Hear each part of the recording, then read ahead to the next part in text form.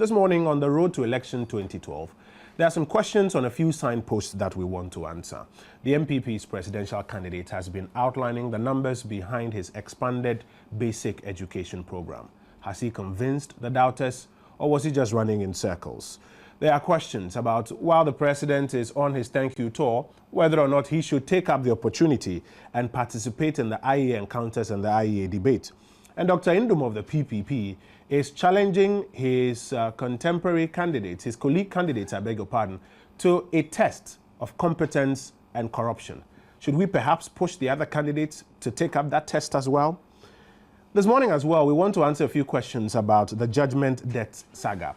The ex-SFO boss suggests that the SFO has been well positioned to deal with many of these matters. It's the lack of political will in the years gone by with various attorney generals who have looked on the reports that have been published that account for why we are where we are today. Any lessons? And still at the Public Accounts Committee, I'm sure you follow the story of Alfred Agbeshi-Woyome. The chairman threatened to go through the process and ask the police to bring him in. The Deputy Speaker of Parliament, Doa Jaho, seems to think that he may be running a bit ahead of himself. We'll get some analysis on that. And later this morning, the MPP is also getting ready to launch its 2012 presidential campaign proper. We'll cross over to the Conference Center Dome and catch up with what they are doing. This is Newsfile, and you're always a part of it when you send us a text 1422 across networks, or when you put your thoughts on our Facebook wall, facebook.com/joy997. If you tweet, my handle is KO Nkrumah. I will share your thoughts with all our listeners, all our viewers, all over the world. Let me introduce my guest to you. Nana Kumia is Communications Director of the New Patriotic Party. Sam Okudzeto-Ablakwa is a Deputy Information Minister. Murtala Mohammed is an aspiring Member of Parliament. And Kweku Bako Jr. is the Managing Editor of the New Crusading Guide newspaper. Gentlemen, good morning. Welcome. Let's start off with the road to election 2012. And I'm going to tease out the major signpost on the road to election 2012 for us this weekend. I'll give you the liberty to comment and do your own analysis on which ones you're excited about. Addo spoke at the IEA evening encounter. He spent a lot of time talking about the feasibility and the numbers behind his enhanced basic education program. He talked about the fact that he was incorruptible as well. Has he succeeded in silencing his critics, or was he just running around in circles, as some have suggested?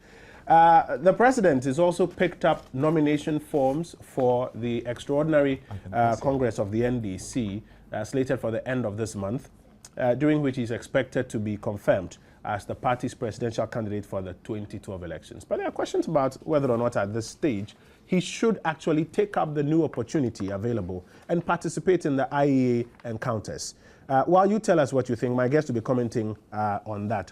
In the PPP, Dr. Papa Kwesi Ndum has been challenging the other candidates in the presidential race to a test of corruption and competence.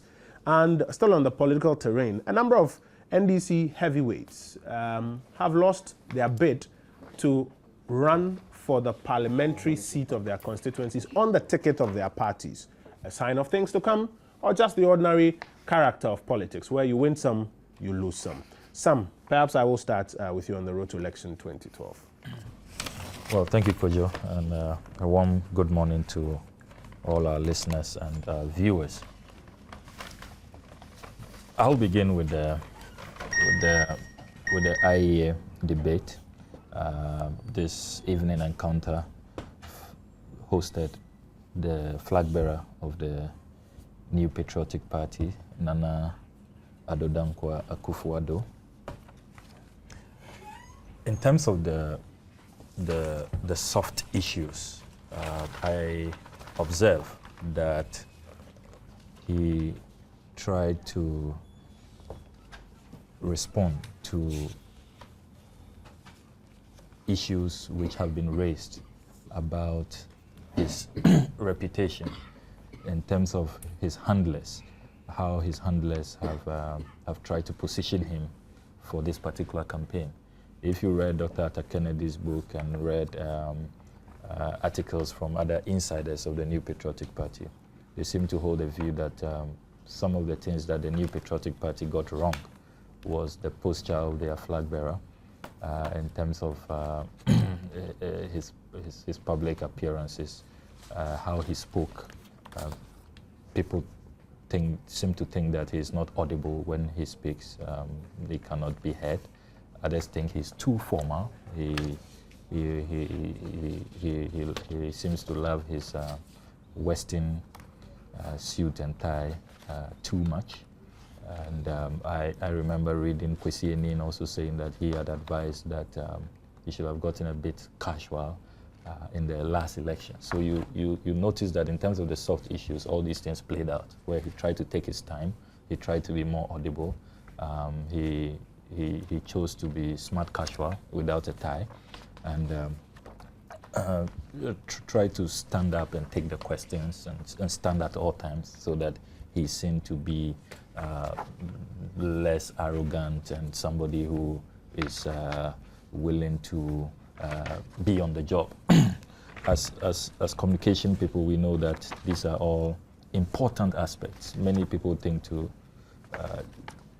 that it's only the hard issues, what you say, that matters. But I think that if you look at the entire packaging of Nana Akufo-Addo, clearly they are trying to respond to some of those issues which have been raised about his reputation, about his audibility when he speaks, and about how he comes across. And I think that on that score, they didn't do too bad in rebranding him, repackaging him, and trying to reform the opinions of Ghanaians about the candidate. Whether that is his natural self, and whether he will stick to that new style when he becomes a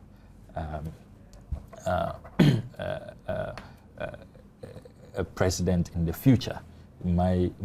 As you know, I don't think that Nana Akufo-Addo stands a chance to become president of the Republic of Ghana.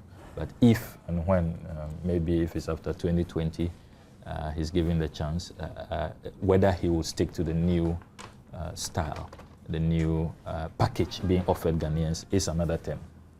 But fast forwarding to the hard issues in terms of the content of his presentation. In summary, Kojo, I would say that it was a night of many promises, of a lot of flawed claims, and poor answers to a lot of the questions that were posed. In terms of the poor answers, I think that the 8-year-old's peace ambassador's question epitomizes the many defective answers which he gave. He clearly had no answer to the question from the 8-year-old about what policies he has for private pupils in private school, for private, or if like private education, private sector education in this country. He had come there just focusing on public sector education. And so when the 8-year-old asked that question, we noticed that initially he wanted the question asked again, and then after, he didn't seem to have answers at all. You also recall the question from the gentleman from the Mental Health Association about how to address the issue of drug abuse amongst young people. And again, he went back to free education, that if education is free and people are in school, then the problem is solved. I found that very shocking, because you can be in school, not paying fees, but falling to the drug menace and becoming a victim of the drug menace. What happened to law enforcement? What happened to counseling? What happened to proper parenting? What happened to strengthening our institutions to fight the drug menace? So again, in that aspect, I thought that he fared woefully in providing answers. And there are many of these questions which, in my very humble opinion, the candidate failed to impress. When you come to the credibility of the candidate in terms of the promises which he made, I have said earlier that it was a night of many, many promises. It is important that we look at the credibility of the MPP and the credibility of the candidate. If I begin with the credibility of the MPP, I have the analysis which we did here on the 2000 manifesto of the MPP. It was a manifesto of just about 60 pages. And yet, page after page after page, we have 58 broken promises. Page 5 of their 2000 manifesto promised to create jobs for all persons able and willing to work and to reward each of them appropriately. It didn't happen. Still on page 5, empower all Ghanaians, especially our women and youth, by supporting their entrepreneurial initiatives. It didn't happen. Page 5, totally develop the rural areas through the pursuit of an aggressive integrated rural development program and ensure an even balanced development of all the 10 regions in Ghana. It didn't happen. Page 11, creation of Ghana Investment Fund. NPP government will contribute 30 to 50 billion cedis each year for 4 years to raise 25% of the share capital. It didn't happen for 8 years. Page 12, large-scale exploitation of Ghana's bauxite, clay, and stone deposits will be commenced. It didn't happen. And you see, this analysis is important, especially as today they are launching their manifesto, they're continuing with this, promising streak and wanting Ghanaians to buy into their promises. We need to assess their track record. You come to page 13 of their manifesto. They said that an NPP government will establish a technologies information network involving our universities and research institutions, industry associations, and key government agencies. It didn't happen. You come to page 14 of their manifesto again. They said they will grant special credits and technical upgrading of all chop bars in Ghana, lower-end hotels, and restaurants to improve their surrounding and services to tourists. It didn't happen. Still on page 14, upgrading of the numerous small garages and fitters shops through A, access to credits to acquire equipment and tools. B, making available technical training through linkages with tertiary engineering institutions to provide supporting services to agriculture and industry. It didn't happen. Even our market women were not spared. Again on page 14, they said rehabilitation of our urban markets, internationally famous as the home of the enterprising West African market women, and provision of adequate drainage and healthy surroundings to make them suitable places of trading for major tourist attraction. It didn't happen. Page 15 of their manifesto, they said modernization and extension of railway network, connection to the northern regions from the south within the next decade. 8 years, they didn't add a single inch to the railways line. It didn't happen. You come to page 15, construction of houses and other facilities for such critical groups as teachers, medical personnel, and security services, as well as for rural renewal. We know they didn't complete a single housing project, not one room. Not a single room was completed. You come to page 17 of their manifesto. They said they will introduce a farmers and fisherfolk security trust to cater for them in their times of need and in their old age. Still on page 17. So the NPP is not credible when it comes to making promises? They are not. They are not. I mean, actually fulfilling promises yes, they've made. You can credit them with coming up with very utopian, juicy, dropping, fanciful promises. But really, look at page 20 of the manifesto. They said that all slums shall be replaced with apartment houses with modern conveniences, which will be cost-effective and environmentally friendly. We all know the Nimas and Agbogloshis and Sodom and Gomorrah still exist. It didn't happen. How can you make such a wild promise that all slums in Ghana, even in the United States of America, with their very big GDP and all the massive investment in infrastructure, we still have slums there. And yet, for a 4-year manifesto in the year 2000, they promised that all slums will be replaced with modern apartment houses. They said that page 32, overseas treatment of top government officials will be abolished. So when it's about lofty promises, they can make it. And I'm not surprised that even when you come to the candidate himself, Nana Akufo-Addo, in the year 2008, he promised free education all the way to the university level. That seemed to have been lost to analysts.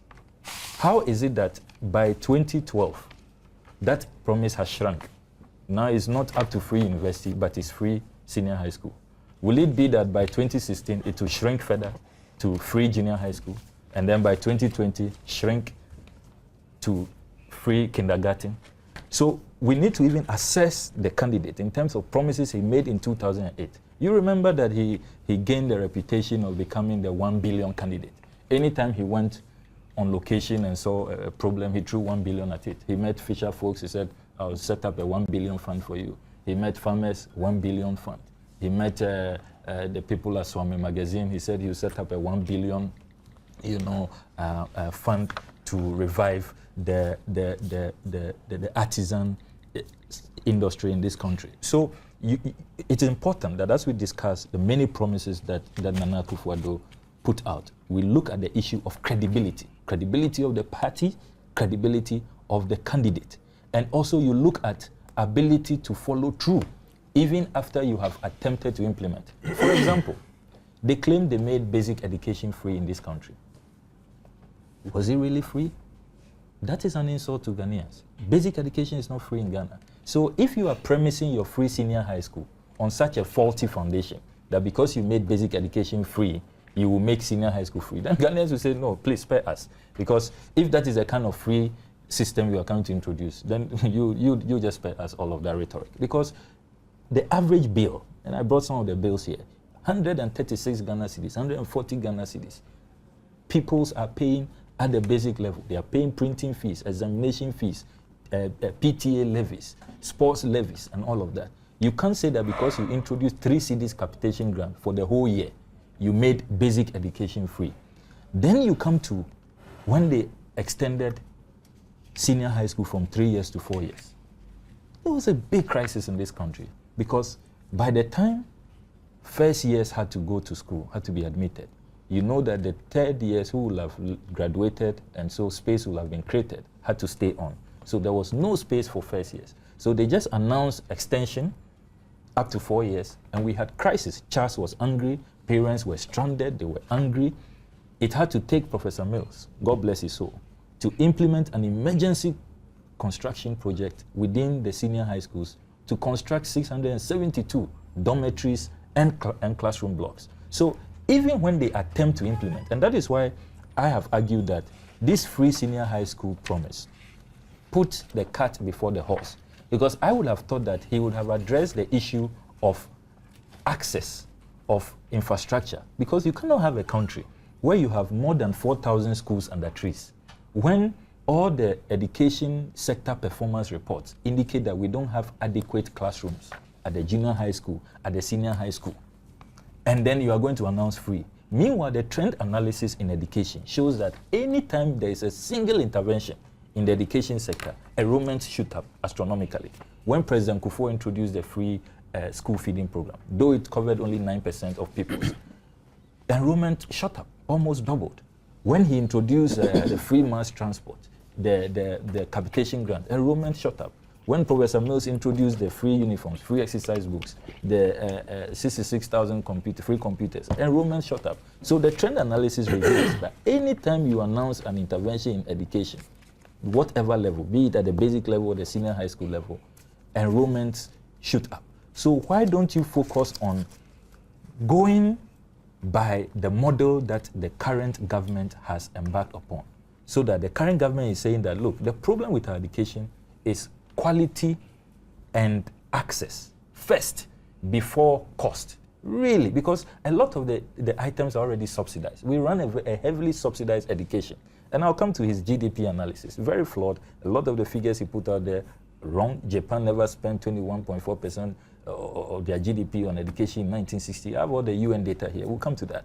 But you see, you need to look at the fundamental issue of quality. Even with the few people who you say are attending school and others who are not attending school and are dropping out, what is the pass rate? How is it possible? And again, those pass rates he put out are wrong. We'll come to those figures. But still, where you have a situation of more than 30% of your people not passing the BC exams, don't you see that it's a matter of quality? When you have a situation where in the Upper West region alone, there are more than 500 schools under trees, and yet that is where you announce your free university education in the year 2008. Don't you see that the problem really has to do with access to infrastructure? We are constructing classroom blocks in this country which are not even connected to the national grid. So you can't use computer, you can't have science labs. So the issue is quality. How is it that in other jurisdictions, people drop out from school and yet they become the Bill Gates? People don't complete school and yet they become the Mark Zuckerbergs. What system do they have so that the education is quality, so that even if you decide to have a different interest, to branch away from formal education, and please, you still have a firm foundation. You still have a firm foundation on which you can you can exhibit your God-given talents and transform society. So those are the fundamental let me issues that introduce should a have been addressed. second bit to our conversation before I go around. I'll obviously come back to you. He may not have impressed you, but the IEA platform itself is one that I'm sure excites many other persons. And I've heard a few civil society persons entreat President Mahama to therefore take advantage of that platform and perhaps, if I may say, do a better job on that platform. Why is he not taking it up, by the way? For this particular election, I can say that President Mahama will not take up the platform. He will not show up at the IEA encounter. He will maintain the decision that his boss took, and this was a decision, as you know, that followed conventions. Incumbents have never participated in the IEA encounters from President Rawlings to President Kufuor. However, as we look at subsequent debates in the future, I would not be surprised if President Mahama breaks the jinx to be the first incumbent president to participate. But for this particular election, he will not participate. Some have suggested that it's an old decision that's just coming back to bite politically, and that looking at him and looking at his command over many of these issues, the suspicion is that he would have naturally loved to be there, but it's because of the past decision and the past posture. That's why he's having to just blatantly follow through. There is a certain problem with the analysis. That analysis suggests that he was not involved in the decision-making processes and that President Mills acted unilaterally. President Mills is not that kind of leader. He would consult broadly with the party executives, with his vice president, who they worked very closely. They had a fantastic working relationship. So I think that it goes beyond that. It's a bit too close now. What I do know, however, is that President Mahama is pledging to have similar encounters that will allow civil society organizations, the media, to scrutinize him ahead of the December 7 elections. So we are likely to see even bigger platforms than what the IEA offers with all other civil society organizations and others. Don't forget he has promised some policy statements in the next few days. I will not be surprised that will assume this kind of IEA setup, if you like, which would also allow scrutiny to take place. So that the point is made that it is not that the NDC incumbent government is running away from scrutiny, from tough questions, from opening up, from being transparent, being accountable, not at all.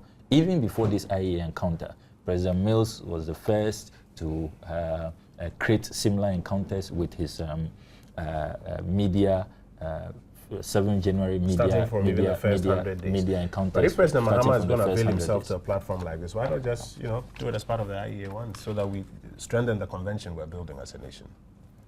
I have told you that will happen. You can trust the NDC, noted for unprecedented developments, to do that, but I'm not sure for this particular election. Yeah. Let me get a reaction from Nana Kumia to the many things that Sam has talked about this morning. First, some of his questions. I mean, in terms of delivering his speech and his posture, he scored him well there. But I said some of his responses to the questions were questionable. And in terms of credibility on delivering on promises, the MPP and even Addo himself have questions to answer. Now, let me hear you. Thank you, Kojo. Let me say good morning to my fellow panelists and also the listening, your listening public. Addo gave the IEA lecture earlier on in the week. I mean, I was amazed because we had heard him give aspects of those lectures as part of the communication build-up. We had gone over the presentation with him. But on that night, he surprised us. The composure, the logic of the thoughts, the boldness of the proposals. Even those of us who had been quite familiar with the aspects of the presentation, we were totally amazed. And I'm sure every objective Ghanaian who had a chance to watch on television, including some members of the NDC, have testified about the brilliance of the presentation. He talked about his democratic credentials and his happiness that today our democracy has come to the stage where we are able to achieve transition from one government to the other, and also the transition that we just had, that is a testimony to our democracy. And he said that he's happy that he has justified those of them who fought very hard for democratic governance to be established in this country. As a young man in his early 30s, he joined others to fight against military dictatorship in the 1970s, when a lot of us were schoolboys,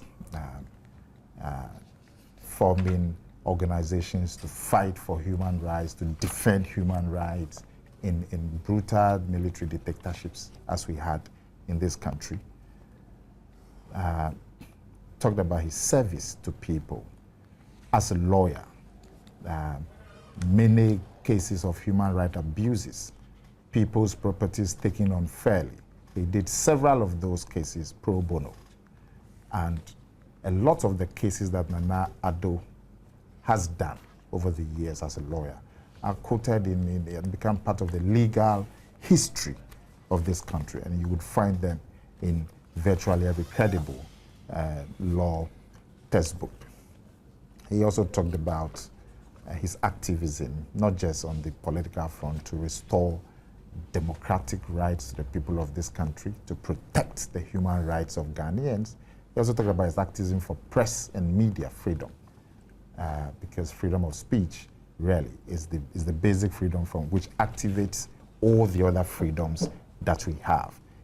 He talked about the fight to establish media pluralism. You remember when the first radio station, private radio station, was established, and the government of the day clamped down very hard. It was called Radio I in, I think, 1994, thereabouts. Nado led the agitation to restore media pluralism. And today we have the Joy FMs and uncountable radio stations and summary and TV stations, all because of the fight that they put up to get us to this stage. And he's also went on to become a member of parliament 3 times continuously for the historic constituency of Ibuakwa. And then he's also gone on to become 8 years in cabinet as Attorney General, Minister for Justice, and also as a foreign minister. And there were landmarks during his public service. As Attorney General, everybody can remember him for the fast-track courts, which has come to stay, it's become a major feature of our judicial landscape. We also remember him for the criminal libel law that he championed the removal of that. I'm sure people like all of us are benefiting from the contributions of somebody like Kweku Bakun in our democratic discourse. Before Nanado championed the removal of that law, people like Kweku Bakun were actually in danger of going to jail. Can you imagine? Actually, they went to jail and for their writings and so on.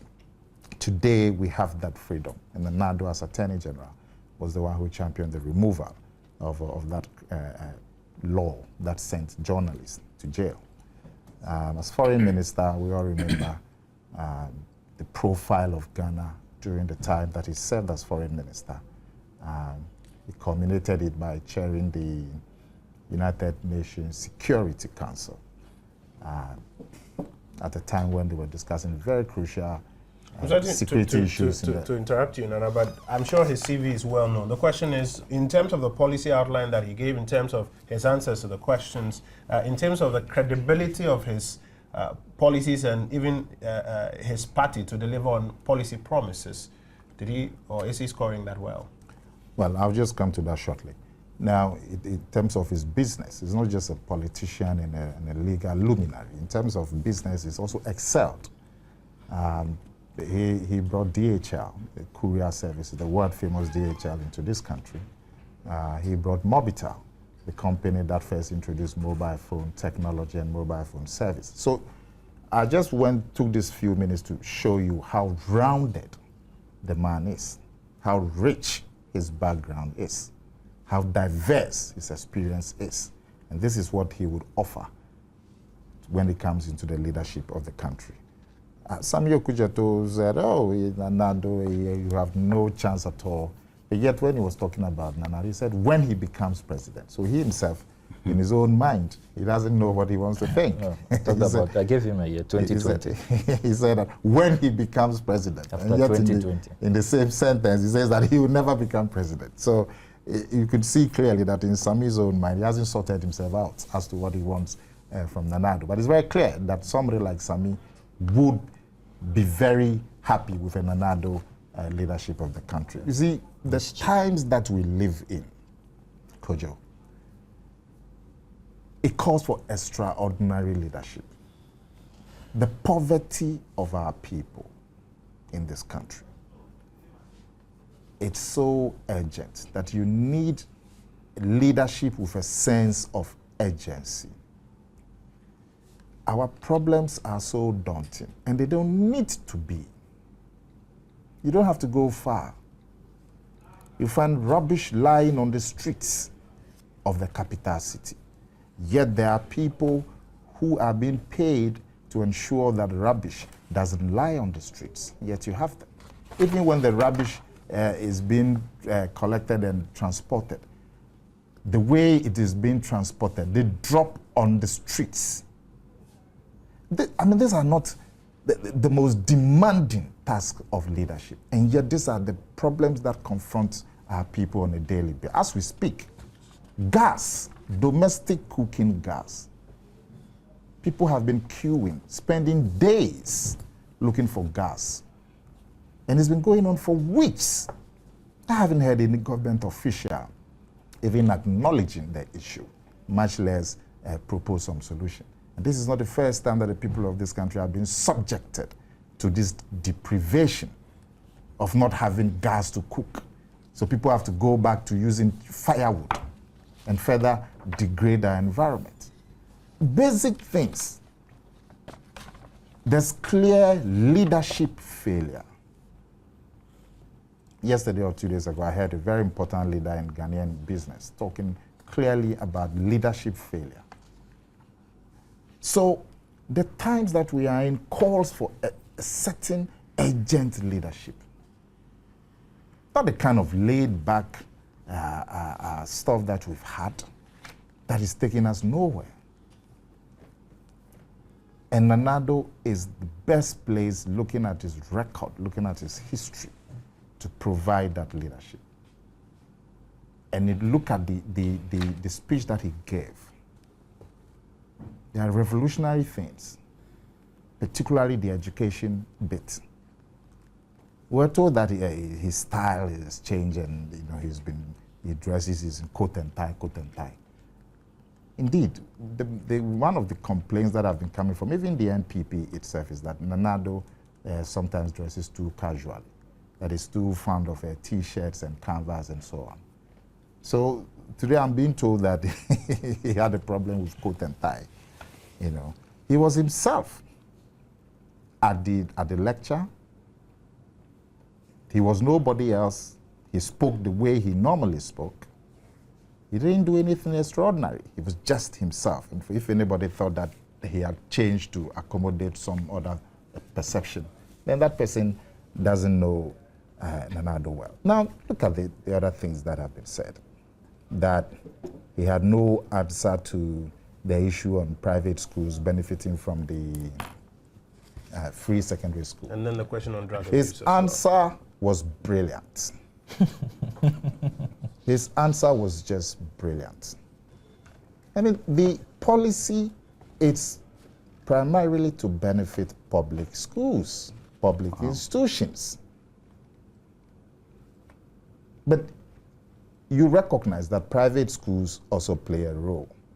So you would engage them to see how they can also be incorporated in the policy.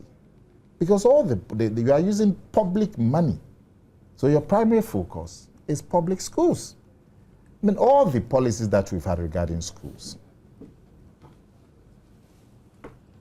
this government will say that they provided free uniforms. The last time I brought you pictures of some of those uniforms they have provided here. The free uniforms that they say they have provided, does it extend to private schools? It doesn't. The school feeding program that we have, does it extend to private schools? Indeed, when the school feeding program was introduced by the NPP government, one of the charges against it from the NDC was that why is it not going to be extended to private schools? Since they came, almost 4 years, have they extended the school feeding to private schools? The GET fund that was brought by the NDC government in the year 2000, few months before they left power, did it extend it to private schools? You see, so when you are dealing with public policy involving taxpayers' money, your primary focus is the public institutions. Private schools charge their own fees. Now, if public schools are charging an average of, say, 300, private schools, they have no guidelines on the... They charge according to how the market demand and their own circumstances. So if you want to bring them in, you have to dialogue with them to see how the private purposes will meet the public purposes. So Addo said we have to engage them to see how best we can incorporate them into the policy. And they say it's a bad answer. What answer would you give? This is a bad answer. It was a brilliant answer. But you know, Addo didn't say any of these things you have said. You are now answering the question. Oh, Samuel Kujato. I mean, we all watch the debate. Oh, no, don't do that. He said he would engage the private schools. Isn't that what he said? And I'm giving you the basis of that answer. Oh, so because you said, them. I'm not answering. Don't heckle me. You said that he couldn't answer. No. I've told you the answer was brilliant. What was the answer? Now, you know, listen to Samuel Kujato. That... looking at the 2000 manifesto. I thought he had the NPP manifesto. What he has is he's gone and printed something that he claims... It's an analysis. I said that. Can I listen to you quietly? Not because I like your voice. No, but don't... Let's go to the script. But what you have... Hold on. Yeah, you know, I listen to you. He has explained that there's an analysis of the 2000 I don't have a problem. I'm saying that. Are you suggesting that these are not promises made by the NPP? Oh, I'm not saying that Okujeto is lying. So what's the basis? But I'm saying that... Let him make his point. You know, I thought he was holding the NPP 2000 manifesto. But what he has here is a list that he has done. Okujeto is a honorable man. Maybe what he's done is a true reflection of what is the NPP manifesto. Does the NPP make these? But you see, you don't know your manifesto. I don't know. But you see, the crucial point, Kojo. When somebody's heckling you, no, but he's impugning. The crucial point, Kojo, is that this is the NPP 2000 manifesto. Ghanaians returned the NPP to power in 2004. So as far as I'm concerned, the Ghanaians were happy with the rate of delivery on the 2000 manifesto. If I may, the point he makes is that it brings into question the credibility of the NPP when it comes to fulfilling its campaign promises. I'll deal with it, don't worry. You know, you and me, I like to do what you want. Now, I'm saying that the Ghanaians voted in 2004 and gave the NPP a second endorsement. So, despite whatever flaws in the delivery of the 2000 manifesto, Ghanaians, by their votes, showed that they were happy with the level of delivery of the manifesto that the NPP had sent to them in 2000. But you see, Samuel Kujato amazes me. He's talking about broken promises in manifestos. You are the government in power. I would ask him to go and do a similar exercise for the NDC 2008 manifesto. I've done that.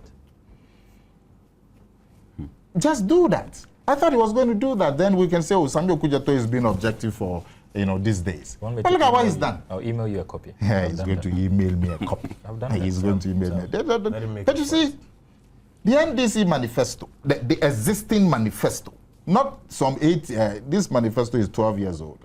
The existing NDC manifesto. Look at the promises, basic promises they made. Like? They said, Yana, the terrible incident of Yana, they were going to do A, B, C, D. They couldn't do even one. They poo-pooed the efforts that had been made. They said, when we were going to do A, B, C, D. They couldn't do one. You look at SADA. I'm not even going to talk about some little. I'm talking about the crucial things. SADA, Northern Development Agenda.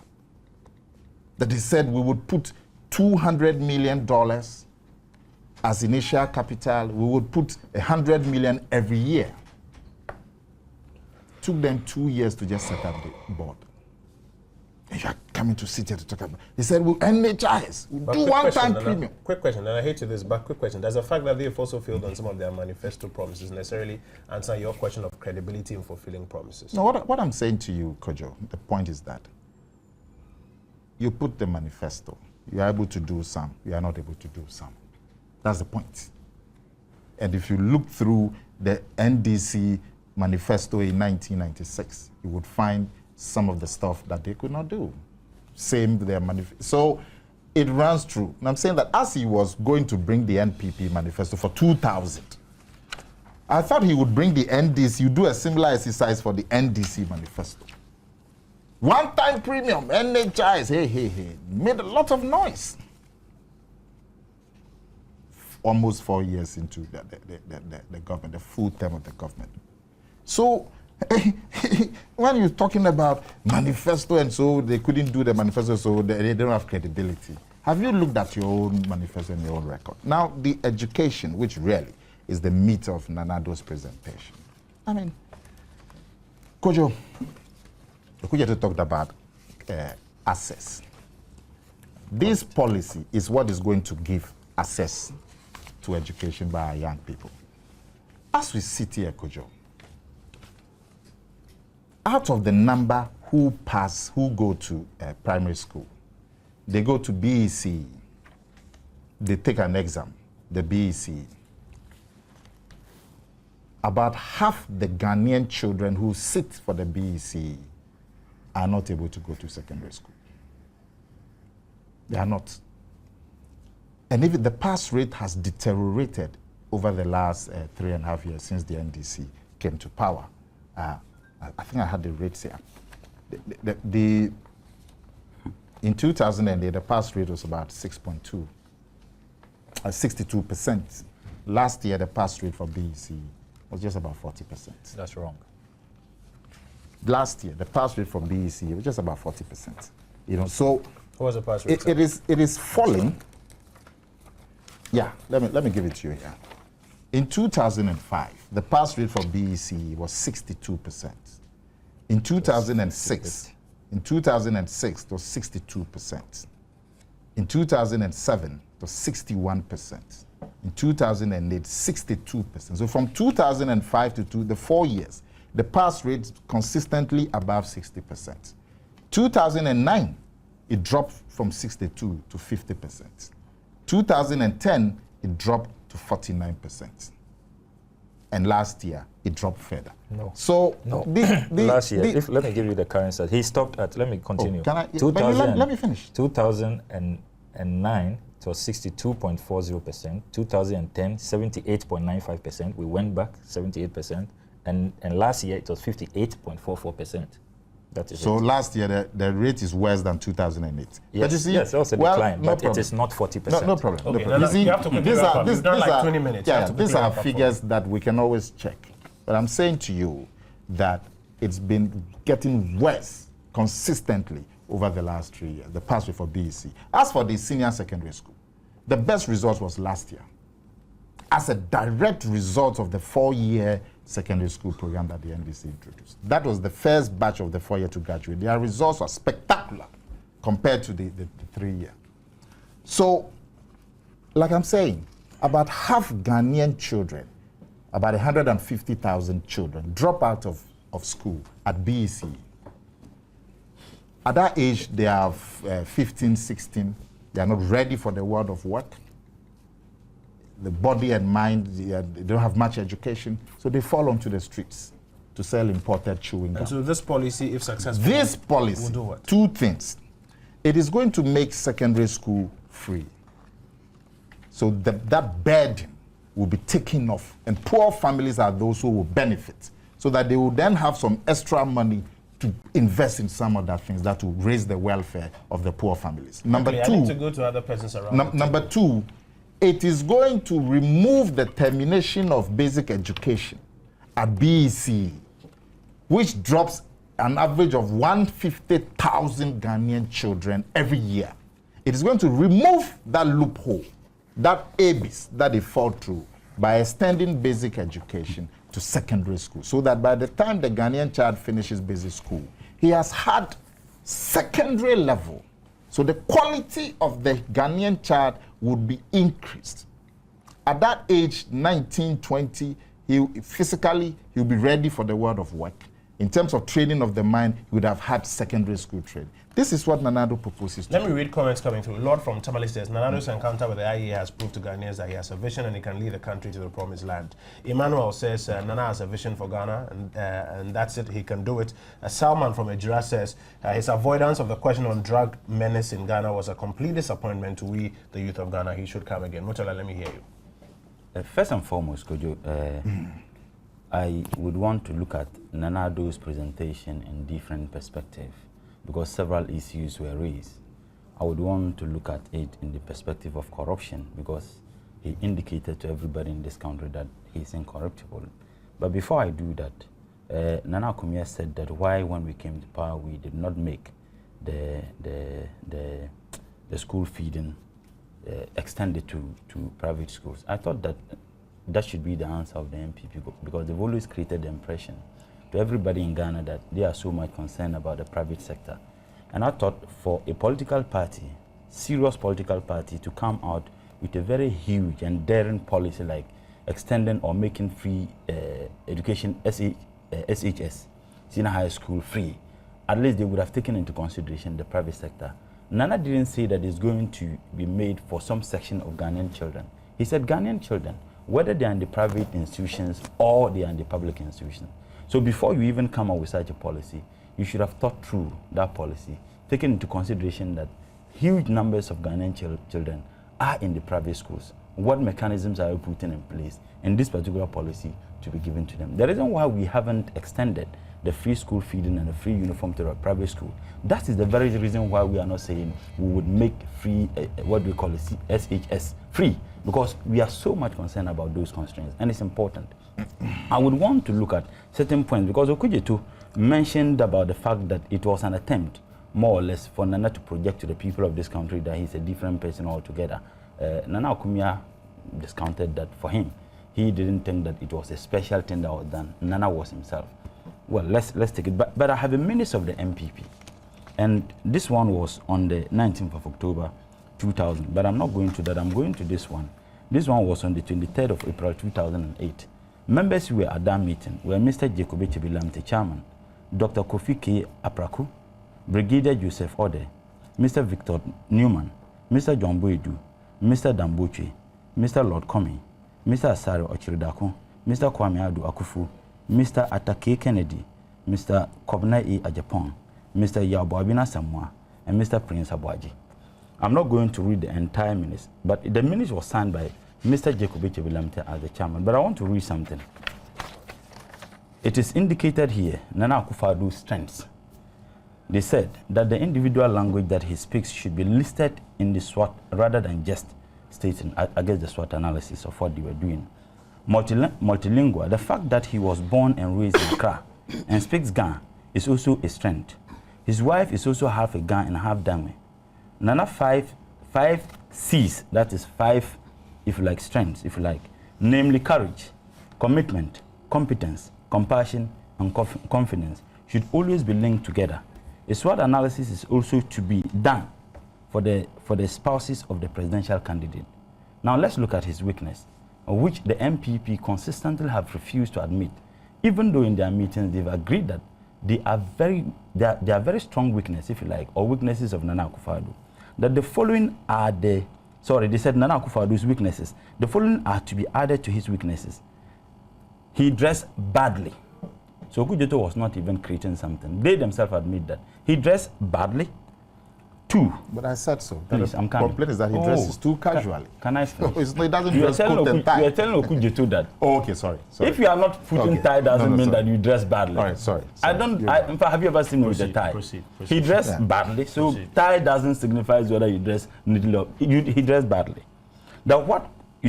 Whatever clothes he wears must be selected such that he stands out from the background.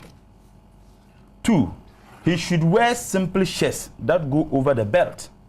Simple shirts. It means that he doesn't wear simple shirts. That goes over the belt. It was also suggested that he should be in an open-top car so people can see him. And the number of 6-foot men around him should be reduced.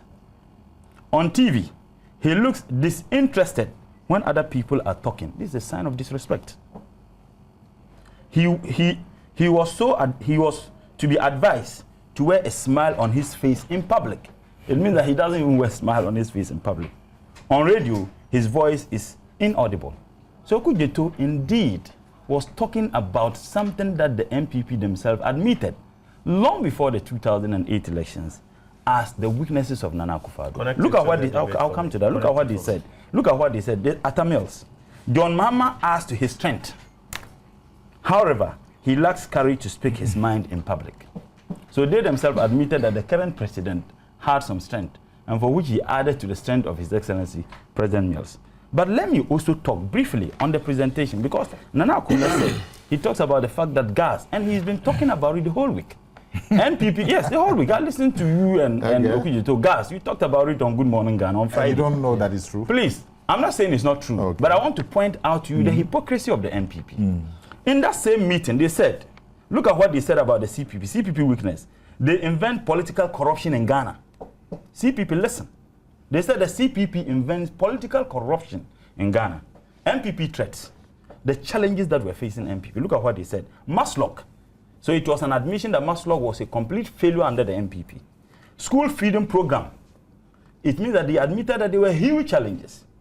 That fuel prices, they admitted that fuel prices were very high. That this affected food soldiers. The issue of food soldierism started long before even the NDC came. They created the impression to the whole world that the NDC was, in fact, we created the food soldiers. But they didn't see toilets. Oh, I'm coming. It doesn't matter. No. You're not excited when you're being You see, no, I'm trying to help you. No, I don't need your help. You're not excited when you're being heckled. Make your point. You see, when they are confronted with such facts, they're overwhelmed. So Maslow, school feeding program, fuel prices, they themselves, today they are pretending as if fuel prices were not high. That is affected food soldiers. The cost of living, that is very critical, Kojo. They themselves admitted in 2008 the cost of living was unbearable. So connect the 2008 meeting. Hold on. Connect the 2008 meeting minutes that you're purporting to read to the 2012 policy agenda outlined by... Kojo, I guess you gave me a specific question.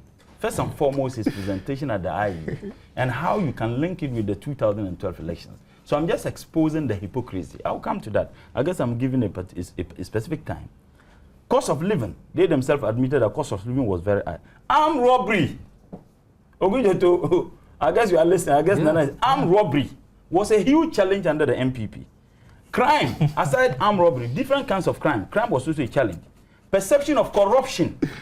It means that perception of corruption was endemic under the MPP. Power and water shortage. They themselves admitted. But you know what, Kojo? I will not be tempted to comment on the Yana issue, because I am very sensitive to the concerns and the feelings of the people of Dagbang. And as a son of a Dagbang, I was so shocked that Nana mentioned it. I am happy about the peace that we are enjoying, and I'm very sensitive. I wouldn't comment about that.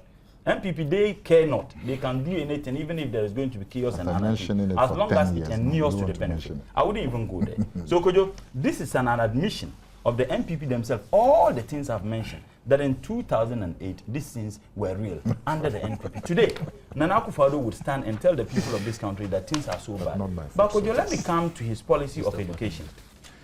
I think that the good people of this country were deceived once again. Nana Addo said that he was going to spend 78 million a year.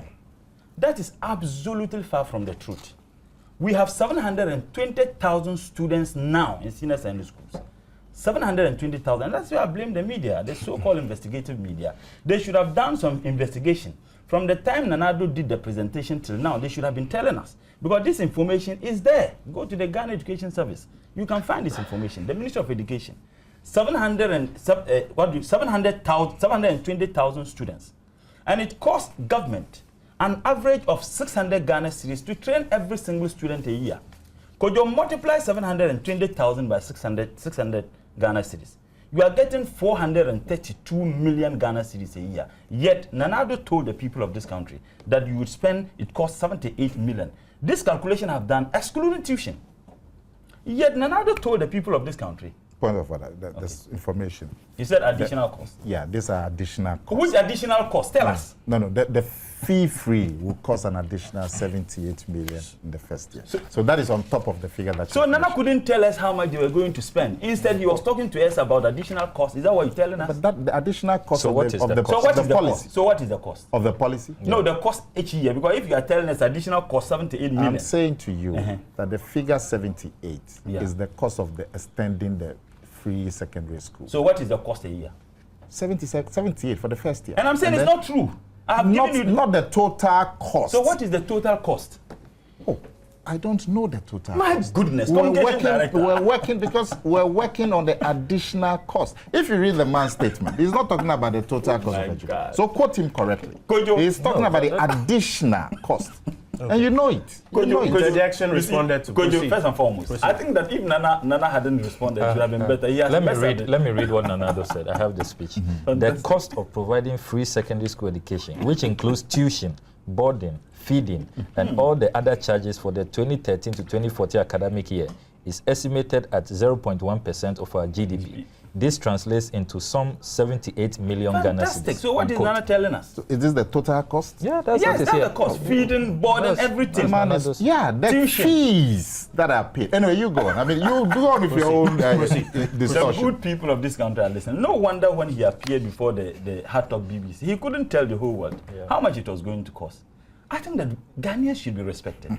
I'm saying that if you are talking of additional cost, how can you tell us additional cost? Yet you don't know the cost. And I think that it's been exposed, that Nana himself indicated. And adding tuition, the calculation I've done is exclusive of tuition. 432 million Ghana cedis a year. And you know why, Kojo? I'm a trained teacher. And if there is anybody on this program who understands the JSS and the SSS, it wouldn't be more than me, you, and Honorable Okujeto. I went through the SSS. And Kojo, let me tell you, the idea, he talked about the fact that because of the extension of the years. That is not true. I got aggregate 6 at the JSS. I went to Ghana school. They put me in home econs class. Against my will, in fact, we were 3 of us who got 6 and were put in home econs class. I didn't like it. I was disillusioned.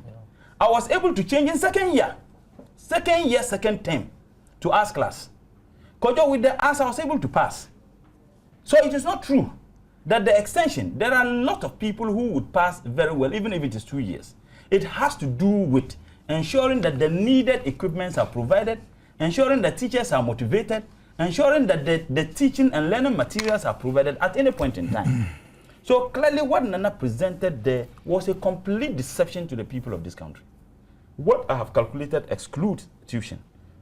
Kojo, we are told in this country that over 50% of those who sit in for the JSSS, the JHS, some of us attended the JSS, do not gain admission into secondary schools not because they can't afford, but accessibility by experts. Now, it is obvious that even with this, over 50% of our young people cannot gain admission because the schools are not available. When education, per their estimation, is not even free.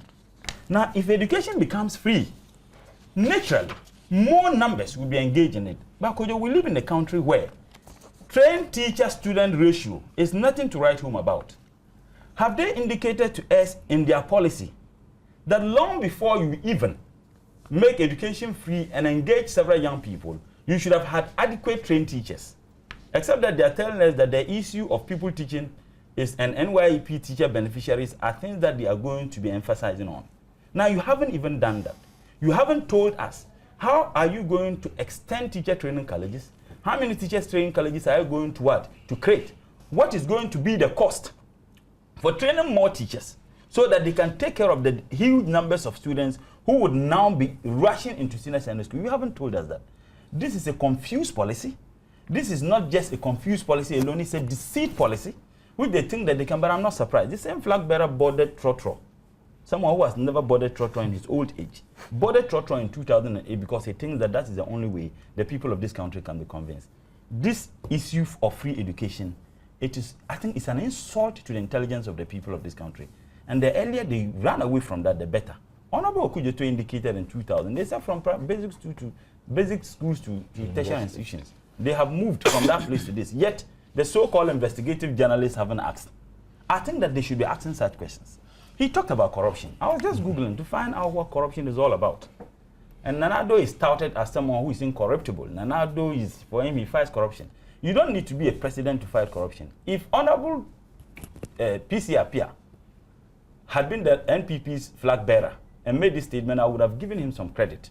I would have been attempted to believe that yes, he can do it, because this same MP accused people like Nana Akomia that they took $5,000 bribe from Vodafone. Nana Akufo-Addo was an MPP. What did he say? Not a single statement about it. Someone who is crusading for corruption. A leading member of the MPP at that time, a flag bearer of the party at that time, because we didn't have any flag bearer. He didn't make a single statement. And you don't fight corruption just by coming out. These are some of the things. Nana should have made a statement condemning and insisting that it should be investigated. Nana Akufo-Addo was also part of the MPP administration when Harun Eseku said that the castle was the most corrupt place in Ghana and that the presidency was taking kickbacks. Oh, is that what he said? Oh, he said that they were sending kickbacks. If you are quoting him, please. Quote him. I haven't said I'm quoting him. Have I said that? If I want to quote him, I'll tell him and I quote. So what I do? I'm not quoting. I'm making it. I'm paraphrasing. Twisting his words. No, but the import of the statement he made was that corruption. They were sending kickbacks to the castle. What does it mean? Kickbacks is simply corruption. Nana Akufo-Addo didn't make a single statement on that. Yet you stand here today and you tell us that Nana Akufo-Addo is someone who is incorruptible. People will let us push into things. We have moral corruption. We have financial corruption. And I would ask one simple question, harmless question. Nana Akufo-Addo was in Cable, Oxford, for 1 year. Why was he sacked? Yet you come and tell the people of this country that you are not corrupt. I think that the people of this country should be given some respect. You can't come. He was corrupt at what school? I never say he was corrupt. I'm asking a question. It's just a harmless question. I say we have. I just Google. If you go to Wikipedia, you will find a lot of corruption. We have to cross over to the conference center. Wrap up. So it's very clear that that presentation was a deceit. Again, they asked me another question. Kojo, if you look at young people who are engaged in drugs in this country, most of them learn how to take these drugs in the schools. So it is not an issue of free education. Yeah. It is an issue of putting mechanisms in place to ensure that in as much as they gain the so-called free education, they don't get engaged in that. And I thought that he would have talked about counseling, he would have talked about orientations, he would have talked about some educative programs. Give us 3 policy statements. He couldn't. 8-year-old girl would ask you a question and you couldn't answer the question, and you think that you can dribble the people of this country. I think they should give us some credit. 15 minutes after 10. We're just told that the NPP Special Delegates Congress to herald the 2012 campaign is just getting underway. I'll take you to the Accra International Conference Center Dome very shortly as we catch some live photos coming in, some live videos coming in of what's happening there. But while I wait for that, let me share with you text. These are comments on Facebook. Simon from Wale Wale says, Ghanaians are well awake, so we will not allow anybody without a policy direction to rule us. Kwesi Kum says the NDC looks at the problems in the nation and dodges them with propaganda, but the MPP looks at the problems of the nation and tries to solve them. Ataimo from Wulensi says Nana Addo's free SHS is more than possible. Let's give him a chance. Cyril from Bachona says, I find it very ironic that Mr. Blakwa would describe Akufo-Addo's speech as full of promises. All politicians are bound to make promises, but at least the MPP instituted the NHIS, school feeding project, the NYEP, and a whole lot of promises. Can Blakwa tell us what happened to the one-time premium, to SADA, to lower fuel prices? The NDC clearly leads when it comes to failed and broken promises. Kofi Simon Asofa says the days of empty promises are over. It's interesting to know that the cost implications of political promises are now being asked for and analyzed by Ghanaians. Dixon Desiree from Laura says, when will the NDC ever learn They seem to always know everything, yet they make a lot of mistakes. Isaac Kwesi Osei from Brekum says, Nana Addo's performance at the IEA was excellent. He has a can-do spirit, and I'm sure the free SHS will be a reality. Spike from Ohio, listening, sent us a comment on Facebook. Says, Ablakwa and his NDC friends have no right to criticize Nana Addo. They should let President Mahama take up his turn at the IEA first. I want to take you to the conference center dome. We'll be right back.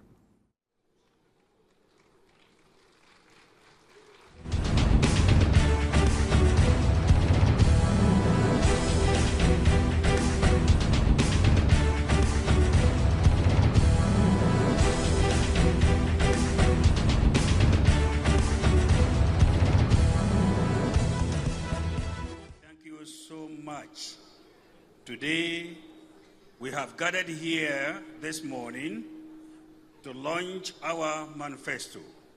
God Almighty Allah, we thank you so much. You've already said it in all your books that whenever people come together, even 3 people, you are with us. So, Almighty Allah, I pray that surely you are really with us. In fact, all that we are crying for, the Almighty Allah, you know it very well, what we are looking for. So God the Almighty, we pray for the flag bearer of our party and his running mate. God Almighty, give them the strength, give them long life. Bismillahirrahmanirrahim. We are hoping for victory 2012. God Almighty, give it to us. Bismillahirrahmanirrahim.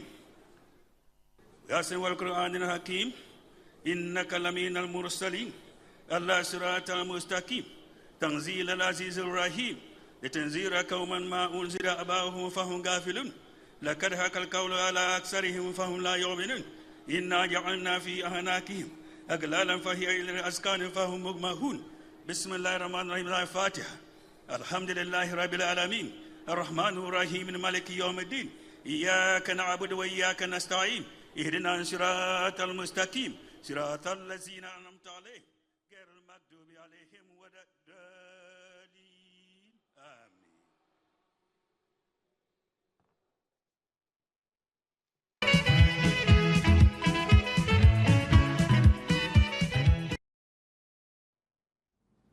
Welcome back. That was the opening prayer at the NPP Special Delegates Congress. I'm going to let Kweku Bako have his say, and then we'll go for a break and come deal with a few other matters. Kweku, what do you make of the analysis we are getting from this whole IEA encounters?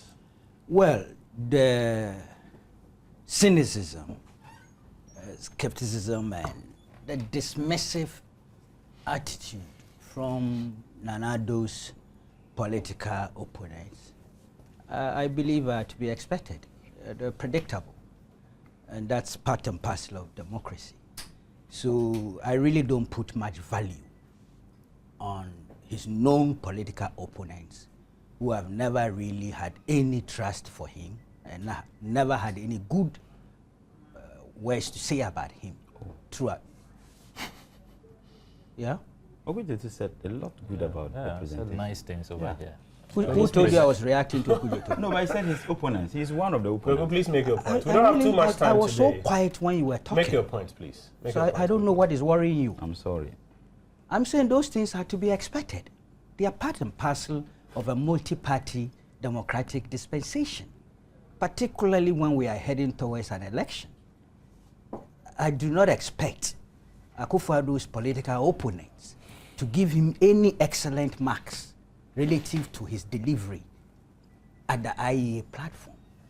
But I think first and foremost, it was good that Akufo-Addo accepted the invitation by the IEA to present himself and at least some aspects of his position as well as that of the party before the Ghanaian. As limited as that forum is, it has its value, it has its own target audience, and it provides us with an opportunity to do a critique. So I think it's a mark of courage and commitment, together with those other candidates who have already accepted that invitation. It is a bit surprising that those who do not intend to make themselves available on that platform are very enthusiastic in interrogating what occurs on that platform. They are entitled to that. Nobody will take away that right from them. But I think that he said so many things. You see, 30 minutes to present this paper wasn't sufficient to tell the full story of the party's position. I believe the manifesto will give us other insights. Many people were waiting to hear Nana speak on this free SHS policy. He gave other things, but many people, because of what had happened preceding to this event, and I think he did well by bringing out figures and numbers. I have heard some people say that, oh, it is not possible, it's not feasible, it's not practicable. Akufo-Addo had a very simple answer for those people. And I quote from page 5 of his statement. He said, leadership is about choices. I will choose to invest in the future of our youth and of our country. And proceeded, this was within the context of the education thing. It's a matter of prioritization. He has decided, together I'm sure with his party, that education is a critical factor in national development. Or human resource development is key to transformation of any economy or society. So he has decided to target education and invest requisite resources in there. I also got the impression that he makes the point that the challenge is not only about accessibility or affordability, but the two put together. If you read here, to ensure that no child is denied access to secondary education, will remove the biggest obstacles that currently stand in their way: cost and access.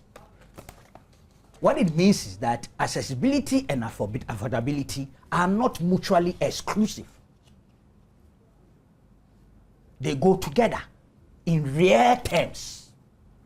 And it is how you manage the resources and the kind of policy direction that you adopt, dependent on this a particular set of conditions. Emphasis may shift to this or there. And indeed, access, we've been expanding access for the last 15 years in this country. If you read this UN document, which is Republic of Ghana, Education in Ghana, Improving Equity, Efficiency, and Accountability of Education Service Delivery, February 23rd, 2011, we are told that access, that is in Ghana, during the last decade, access has radically improved between 2002 and 2003, and 2009 and 2010. Enrollments in primary education grew by 1.28 million, or 50.9%. This expansion has outstripped the progress made by virtually all countries and is a testimony to Ghana's deep commitment to a policy aimed at achieving universal education. So it is acknowledged universally that in terms of access, this country in the last decade has done tremendously well, but it's been challenged by affordability. A lot of people are dropping out, some due to the affordability challenge. And we need to find a way of resolving these two twin challenges at the same time. He's decided to prioritize and decided that education will be the critical point of takeoff. And he's given us figures. I thought what we should be doing now is to interrogate the figures. You're not going to get everybody to agree on the figures or even on implementation strategy. But he has lifted, he has elevated the level of discourse relative to an important subject, campaign subject like education, which indeed goes beyond campaign. So for me, I think it was an excellent occasion. You can laugh, I really don't care. It's immaterial to me. But the point I'm making is that the attitude we should adopt is that of critically interrogating this matter, rather than coming to, take pop shots at somebody. those things are history. Those things have not worked and will not work. You asked the question about whether a president should attend to the IEA. Before we get to that, in the broader space of interrogating Nana Addo's policy outline, there are questions being raised about the credibility in terms of execution, even of the NPP's past promises and even of some of the promises that he has made himself. I wanted to ignore those things because, look, it is not exclusive or peculiar to the NPP. I'm not sure any government has fulfilled all its campaign promises or manifesto pledges. I do not believe that. I'm talking about the quantum. Slums? Quantum. 50 You remember those who told us they will eradicate Lima and turn it into a city in the greater Accra capital? Do you know when? Page 15 of 60, the 60. Maybe you are so young. 58. No, we are In the 80s, those who had 19 years uninterrupted reign promised we are 90 talking years. of democratic. Can you let him 90 years, 90 years. I say we also. are talking Can you about let him You see, make his point? you Can see, you let your him make- manifesto. talk from 1992 let till him date. make That's La, what we are ila, looking ila, at. la. Let him make See, his point. let me tell you something. That is part of the double standards. It of is, the we didn't have a manifesto. Let him make his point. Would you let him make his Why are point? you heckling him? Oh, you are talking about heckling somebody. Murtala, Yeah, if you this complain and continues, then I you will are have heckling to take I'm somebody. some sorry. In action. fact, I have the If this humility to continues, I would apologize. have to take some action. I'm Let him sorry. make his point. I'm sorry. When you try, you assess the NDC's track record. When they are telling us their achievements, they even start talking about when they extended electricity to the north. Do you know when that started? When did the electricity extension go to the north? 1989. PNDC. And so you use it today, up to today. In any case, in your own constitution, you have captured PNDC June 4 as part of your record. All the time, the polytechnics you talk about, go and check when some of them were set up under PNDC. So what is this attempt to run away from the negatives of your track record? I am saying that you had uninterrupted 19 years, 11 of which was unconstitutional. Let me remind you. 8 was constitutional under this democracy. So what are we talking about? You feel proud to put those things together and tell us that is your track record. When we decide to itemize and segment, then you are running away from your own negatives. I think that is not fair to the good people of this country. I am saying that I decided to ignore those. That's part of the campaign sound bites. I expect political opponents of Akufo-Addo to raise all those points, of MPP to raise those points. Kofi, I can live with that. But I'm saying that a careful analysis will show that it is not peculiar to the MPP.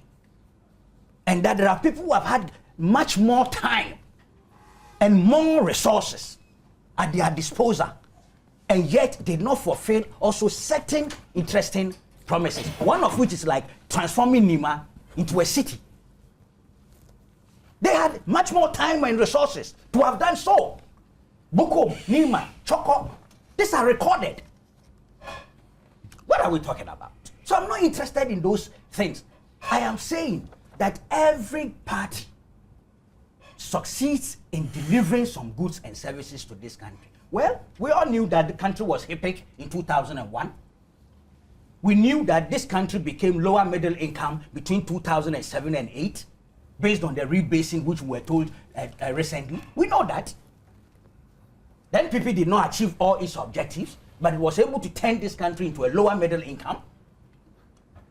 When it was put out there that they had expanded the economy from 4 billion to 16 billion, our friends in the CJA and NDC Forum for Setting the Record Straight doubted the figure. These were figures coming from the Statistical Service of Ghana. We're all in this country. They said it was cocaine-induced economic growth. Didn't they say that? We do this for ourselves. But I'm saying strip it off the propaganda. Strip it off the campaign rhetoric. And you will see that each period in our history will be making some progress. Challenges do remain. It's up to you. You are entitled if you want to ridicule people's progress and development. That's entitled to them. And I didn't want to go into that area. Point to made. be candid You were with talking about the president participating in the debate. So you cannot. I want some. Let him finish. No, I'll come to you. information from. Let him Kweku. finish. I'll come to you. Maybe you would want me to find out Let from him him. finish. I will come to you. Okay. Mr. Baku. This is my brother. But I wanted sometimes, information from you, comrade. if one doesn't exercise a certain, it can easily make one also lose, No, but you just are- relax. Okay. Just relax. Hold on. it's amazing. President Kufuor didn't go to the IEA platform, even though one was sympathetic towards his cause. I publicly disagreed with him, and Newsfile records will show that. Vice President Mills also did not, if you recall, go. These two things were inexcusable. We all thought that in the name of better Ghana and providing us with better options, the good old professor would have agreed to perform on IEA platform. We are told the party, it's not even a government decision, that the party decided that no president has ever taken part in that event, so they would not. They are keeping to precedent. But they actually lambasted J. Kufuor when he decided not to make himself available. Where is the morality? Where is the better Ghana agenda? And so the point now is that the IEA thing is a small platform. There are many other platforms. The president will enlarge a bigger platform. Who said the IEA is the sole platform? Who said so? Nobody said so. I've heard some of them questioning the credibility of IEA. In fact, you do not know the reasons for the apparent boycott. Today, it is IEA's and the GNA matter. Tomorrow, it's IEA and MPP matter. So many reasons are given. This same IEA is still considered a critic. The panelists were heckling him. Yes, even the panelists. He's Yes. heckling you. The Oh, you host, like such heckles. Go ahead. Go ahead. Go ahead with your point. boy, He's heckling you. Go ahead. Mutala, I've got to go for I will the plead with you. Go ahead. No, but he was heckling you. He wasn't. Oh, okay. He wasn't. The host would have called his attention to it. Yours was persistent. Wrap up for me and then let me take a little break. So I am saying that it is inexcusable for the NDC to insist that President Mahama would not make himself available on the IEA ticket. And yet they feel so comfortable coming to analyze what somebody else has done on that particular platform. I would have wished that they had given up this particular democratic option that they have. Because yes, they do have that option. But I would have wished that they would have done a lot of justice to us and everybody by ignoring whatever happened on that platform. Of course, it's within their right to criticize it, even though they have decided to boycott it. Otherwise, look, this event, and I mean the Nana Akufo-Addo thing, Koyo was articulate, his delivery was articulate. There was no doubt about that. The presentation here, within the limited scope of the IEA platform, was solid. And I think it's enough ammunition for us to do more disciplined, intellectual interrogation of the matter and stop the pop shots that have no substance or foundation. But you can ask 34 minutes after 10. Let me read some more comments from Facebook. Sedem, okay, it's moved down. Sedem says, this is to my good friend Kweku Bako. I want to know the party he belongs to now. Yakubu Adam says, junior high school students who are unable to enter senior high school, it's not about affordability, but access and performance on the part of students. Eduama Bojanu says, the MPP sent Ghana into HIPIC and brought Ghana out. So what's the achievement there? Shaibu Ishao says, I think John Mahama should reconsider his party's decision not to attend the IEA debate for we Ghanaians to make an informed choice come December 2012. James Yin says, why is it that the NDC is filled with can't-do thought? Okay, your text is a bit unclear. Shaibu says, Shaibu, I think I've read yours already. Prosper says, why can't Mutala and his friends take it cool on the show as other guests are doing? Edie Martin says, Kweku looks quite angry this morning. Please calm down because these NDC guys are just working you up. File. I want to give Sam and Mutala an opportunity for some quick comments. You've also got some comments to make? Yes, It depends on what goes. Okay, so very quickly, and then we'll move to the next set of issues that we have to deal with. Sam, you said you wanted to make a comment. Yes, a quick one. In discussing Nanado's free senior high school promise, very shockingly, Nana Akomia makes the point that BEC rates failure rates are high. So because of that, free senior high school. No, because the standards are falling. So standards are falling. You address standards with free senior high school. I don't get the logic. No, is that I what don't Nana get. said? I don't get the I'll give you logic. your say. Yeah, okay. I don't get the logic. So clearly, the MPP has done the wrong diagnosis.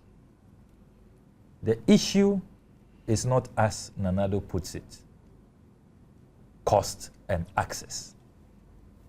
Quality is at the heart of this matter. Quality is at the heart.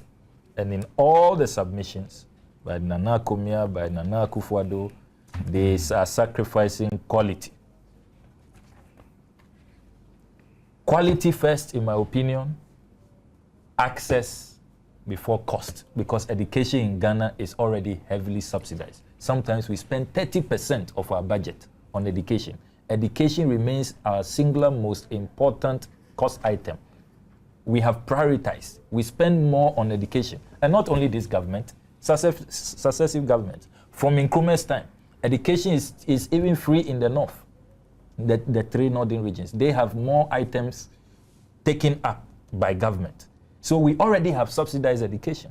And indeed, if you look at the interventions that this government has been making, we have increasingly been subsidizing education, from the introduction of free uniforms, where 3 million pieces have been distributed to 60% of peoples at the basic level, to the distribution of 40 million exercise books in 2010 and 43 million pieces of exercise book in 2011, to the provision of 66,000 free computers, to the provision of 5,000 maths and science scholarships. Because if we are talking about transforming this society, technology is key. We don't want to go back to the era under the MPP where the technology ministry disappeared, where there was no science policy. We have introduced a science policy. The school feeding program, which was only at 9% coverage, we have expanded it to 26.4% coverage. Let me just interrupt you briefly. For our viewers on Multi-TV, we are showing alongside our conversation here in our studios a live stream from the Accra International Conference Center, where the MPP's campaign launch is just getting into its first phase. Some proceed. Still addressing quality, we are saying that it is unacceptable, it is unconscionable that millions of our children will be going to school under trees. So what have we done? So far, 1,250 of these schools have been eliminated, and we have, in their stead, decent classroom infrastructure. We have also ensured that we have abolished the shift system in Accra. And that was the last assignment of the president, as we all recall, may his soul rest in perfect peace, where 48 three-story, 18-unit classroom blocks have been constructed in the capital alone to replace the shift system. We have established 2 new universities so that we can add on to public tertiary education. I have to go to Mutala. And as we speak, Kojo, by September, enrollments are beginning. Talk about single spine salary implementation, which has ensured that salaries of public sector workers, including teachers, have increased. Teachers are better off today. This is how you address the issue of quality. And as the Constitution says, then we work towards F-cube, then we work towards a progressively free education. That is how you do it. When you look at the figures that Nanado provides, it doesn't add up. The final point I want to make, Kojo, on the litany of distortions that were put out by Nana Akufo-Addo. He says that NHIS has collapsed. And I'm hearing many MPP apologies saying that Nanado exhibited can-do spirit. The same person says here that the one-time premium of the NDC government is unrealistic. This is how he puts it. It has been painful toward the NDC government try its best to collapse the NHIS while struggling to implement their unrealistic one-time premium promise. He calls our one-time premium promise unrealistic. And yet, the statistics show, Kojo, if you want to assess the National Health Insurance Scheme, you look out for 3 items: membership, utilization, because not all those who have registered in membership utilize it. Then you look at ability of the scheme to pay its service providers. The statistics as has been made available by the Health Insurance Authority indicates that in 2008, when you look at membership, there were 12,518,560 people who had registered. By December 2011, this had shot up. It had actually doubled to 22,940,181. You come to utilization. Out of these numbers, those utilizing, in 2008, 9,967,091 were utilizing.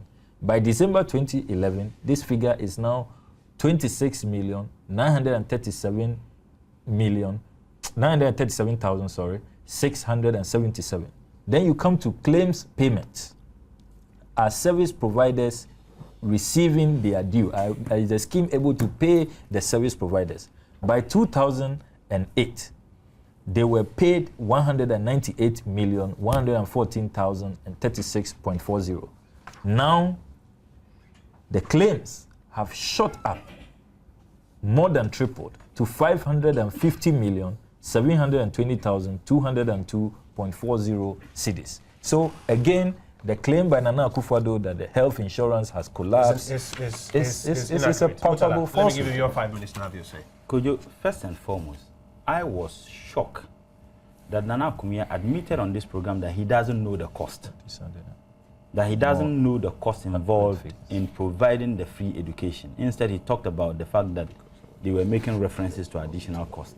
He said on this program. You distorted what I said. What did you say? You asked me the cost of total education. We are dealing with the cost of the free education. And I didn't ask you. You are talking about the total cost of education. The topic we are looking at was not total cost of education. No, let him land. You know, it's interesting. The tapes are available. We are not talking about what I said. Let him land. I'll let you have your say, Nana. We are not talking about cost of education. We are talking about cost of this free education.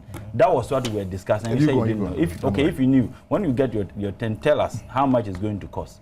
Now, my senior brother Kweku Baku said that. I have to interrupt you. Yeah. My director tells me that the chairman of the MPP is just giving a quick speech. Let's just take a little bit of it and then we'll come back to the studios. So you can just go created. Why won't you let us finish?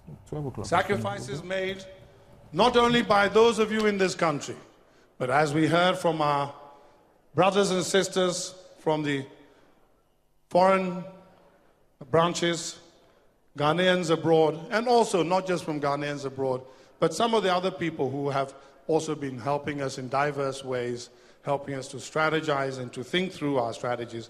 I thank you all. And I especially thank the organizers for this event, led by my first vice chairman, Mr. Owari. Fred Owari, are you there? Can you rise and take a thank you on behalf of all the committee members? He's still working. Thank you very much, committee members. Brothers and sisters, you've heard that before. You're hearing it now because we are that band of brothers and sisters who are going to triumph in December. I believe I stand as your national chairman in front of a party that is more united now than it has ever been before. And certainly since 2002, a more united party than we have seen. And I'm grateful for that.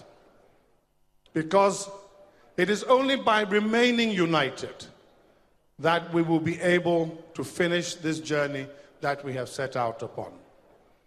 At this point in time, I believe, along with the research results that have been published publicly, and also the research results that we have available to us privately, that we are ahead in the race. But there is still many a slip between cup and lip. We have to make sure that we don't slip at this time when we are so near to the finishing line.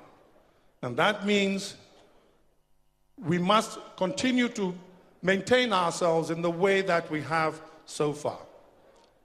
I stand before a party that for the first time in the history of Africa conducted a presidential congress, presidential primary, that had 115,000 voters voting across the nation on the same day, at the same time, and did it absolutely peacefully and came out with a ringing declaration of support for our presidential candidate.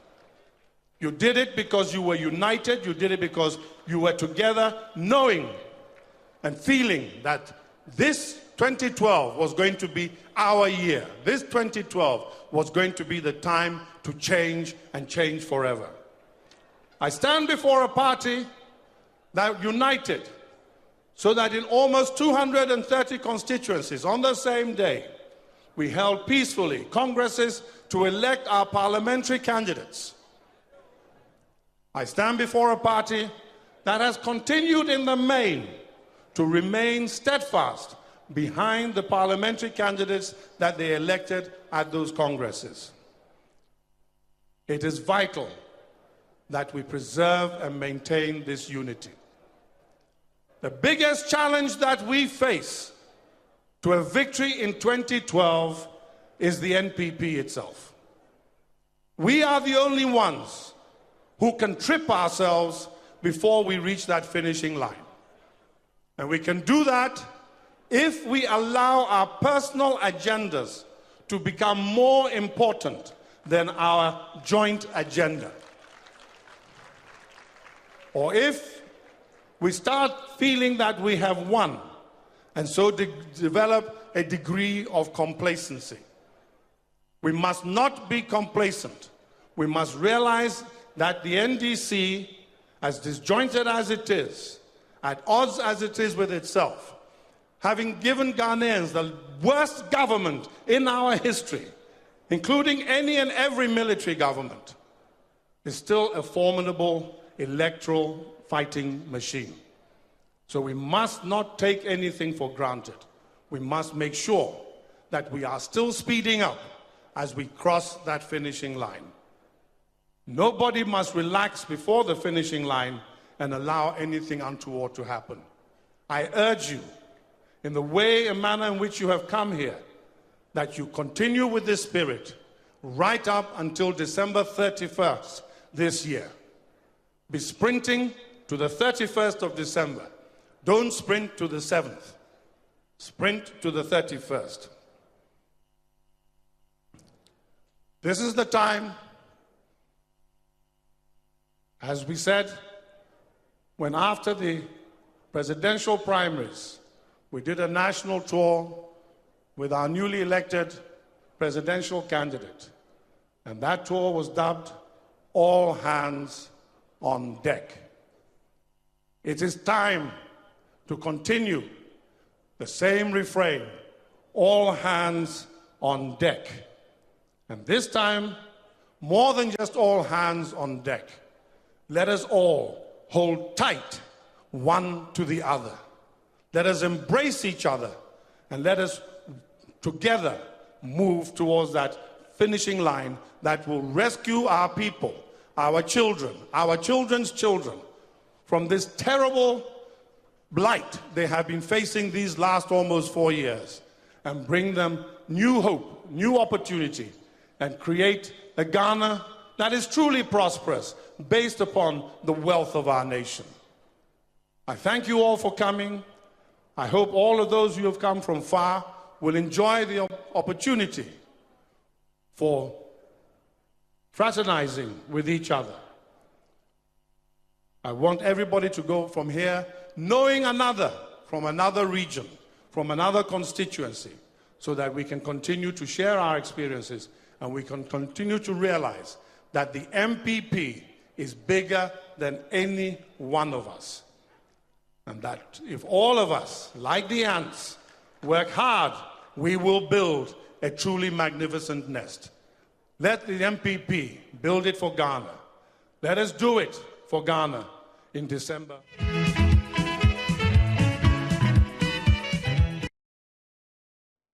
Welcome back. That was just a quick peek into the Accra International Conference Center Dome, where the MPP is getting ready to launch its 2012 campaign. Mutala, you were giving your reaction. Yeah, I was just saying that I had few friends of mine from the NPP. In fact, the Alan camp. Some of them called and told me that Nana's presentation was a disaster, and for them, that strengthens their position that Nana shouldn't have been the MPP's candidate, but Alan Chilmantin should have been the MPP candidate. Ironically, the national chairman is talking about unity. You can only talk about unity when you suspect that there is some disunity in your ranks. And I think there is a confirmation to some of the calls that I have received from my good friends from the MPP who happen to be in the Island camp.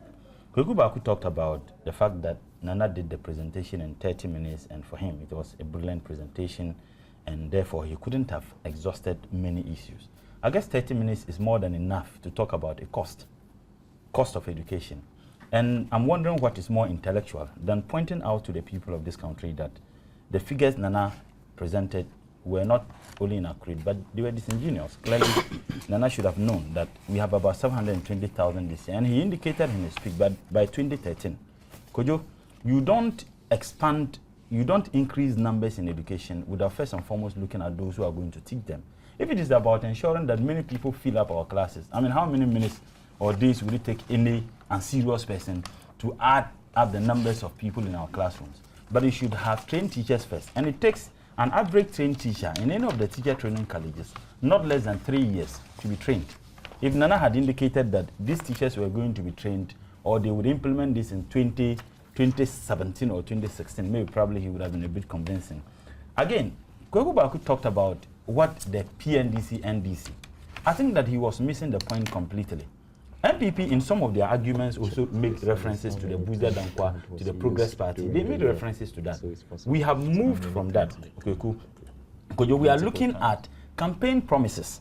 Now, if you tell me that because NDC, when we want to talk about electricity and roads, we talk about the PNDC, NDC. Nobody doubts that. When MPP talks about how democratic they are, they move to the 60s and the 50s and the Buza Dankwes. Nobody questions that. We are talking of democratic Ghana, the fourth Republican Constitution, in which people are voted based on the promises they make in their manifestos. And I thought that Kweku was going to tell me that in 1992 NDC manifesto, these were the things you said you were going to do and you couldn't do that. It is not about not fulfilling. We are all agree that we have some challenges.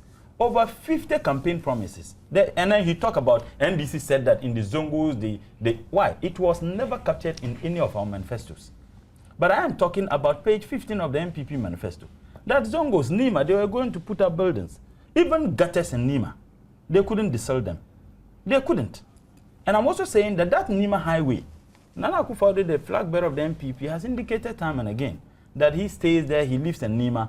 And I'm saying that the Nima highway, maybe probably he never used that road. It was only when the NDC came to power that road was constructed. You could not use it. If you are using a vehicle on it, it was terrible. So let's get something very clear. It is not just about the promises that are made, but we are asking ourselves whether those promises are feasible. The NDC has been able to fulfill not less than 80% of our campaign promises in the 2008. And I'll tell you, I'll mention them. We said, Kojo, that we're going to review the Constitution. We have done that. I'm talking of the monumental, the huge promises that we made. Kojo, since independence, in fact, before independence, from the colonial masters till date, Kojo, we had three universities, public universities. The NDC, within 3 years, provided the state with 2 additional public universities. I have listened to some of our friends who argue that universities would have structures. And it's amazing that even University of Ghana started by using Achimota College, the buildings. I'm saying that the NDC has been able to do that. SADA. And they make argument that SADA was their plan. NDC stole it. And I said, these people should not be talking about it. If you have something you wanted to do and you never did it, it was absolutely bogus. Now you had 8 years. Gaggisberg economy. They have simply forgotten that even under Gaggisberg, the Takoradi Harbour was built. Many of our railways were built under Gaggisberg. Now, if you talk about Gaggisberg economy, you had 8 years. You couldn't transform this economy from the Gaggisberg. And Nana Akufo-Addo played an integral role, in fact, a key role in that particular administration. Now, you are talking of incorruptible leadership. The Jawolo women, the MPP women who were arrested, those women were not prosecuted. That is corruption. The docket could not be found. That is corruption. Corruption is not just about financial corruption. The fact that over 400 diplomatic passports were missing under Nana Akufo-Addo's watch is corruption. Some of the passports were found in brothels, and some of them were found with drug dealers in this country. So what is he talking about? He's incorruptible. I am saying that the people of this country are well aware of the kind of strategic development that each of the political parties made promises and what they have been able to do. Let us interrogate the NDC campaign promises from 1992 and see which of the promises that were fulfilled. 1996, 2000, 2004, and 2008. Just opposing that with that of the MP. Let me take your reaction as well, and then we'll move to other conversations. Thank you, Kojo. Look, the first point I would make is that, look, the NDC government, they have said publicly that when something is black, say it is white. When it is a sheep, say it is a cow. So me, anything that comes from my NDC friends, I take it with a lot of salt. Now, we are being told that some friends of Alan spoke to Murtala. And so that's an issue for discussion. This is a government that have said that when it is black, say it is white. And then you have Murtala reading minutes of a meeting. Let me tell you, Murtala, self-appraisal is not an admission of wrongdoing or guilt. Okay? And we are being told that it has mentioned in the minutes that food soldiers are not happy. Why not? Which food soldiers are happy? You would always get people who are not happy. But they don't go about seizing lorry parks, seizing toilets. Even Okujeto, who of late has been a nice man. They've threatened to beat him up several times. They threatened their own ministers of state with death. And you are coming to sit here to talk about some food soldiers not being happy. Yes, they will not be happy. But they won't go threatening ministers of state with death like your food soldiers did. Now there's a gas shortage. People of this country are suffering. Murtala says because there was gas shortage some years ago, we shouldn't talk about it. It's not important. We shouldn't do anything about it. Murtala, that is very serious insensitivity. Is that what I said? And then you said that Yana's case is sensitive, so you won't talk about it. From 2002, from place to place, newspaper, radio station, rallies, you people were trumpeting the death of the Yana. You put it in your manifesto. You've come and you haven't been able to do anything. Now you say what? You won't talk about it because it's sensitive. You didn't know. You didn't know it was sensitive when you were talking about it from rally to rally, radio station to radio station, and putting it in your manifesto. You didn't know it was not. It was a sensitive matter. Now, when you listen to some of the things, they say abolish a shift system. When you go to some of the schools in Accra, they are sitting 3 to a bench. You have 90 children in a classroom. It's an effort. But when you come here and trumpet it, could you send your reporters to the schools and let them see what is happening? Now, the cost that Okujeto and my brother were talking about, the teacher education quality. I'll just quote one paragraph to you, Kojo, of Nanado's speech, paragraph 22. The figures of the new policy are not as huge as the president and the professional doubters have us believe. The additional cost of providing free secondary high school will be around 1% of Ghana's GDP. This paragraph is very important. The cost of providing free secondary school education, which includes tuition, boarding, feeding, and all the other charges for the 2013-2014 academic year, is estimated at 0.1%.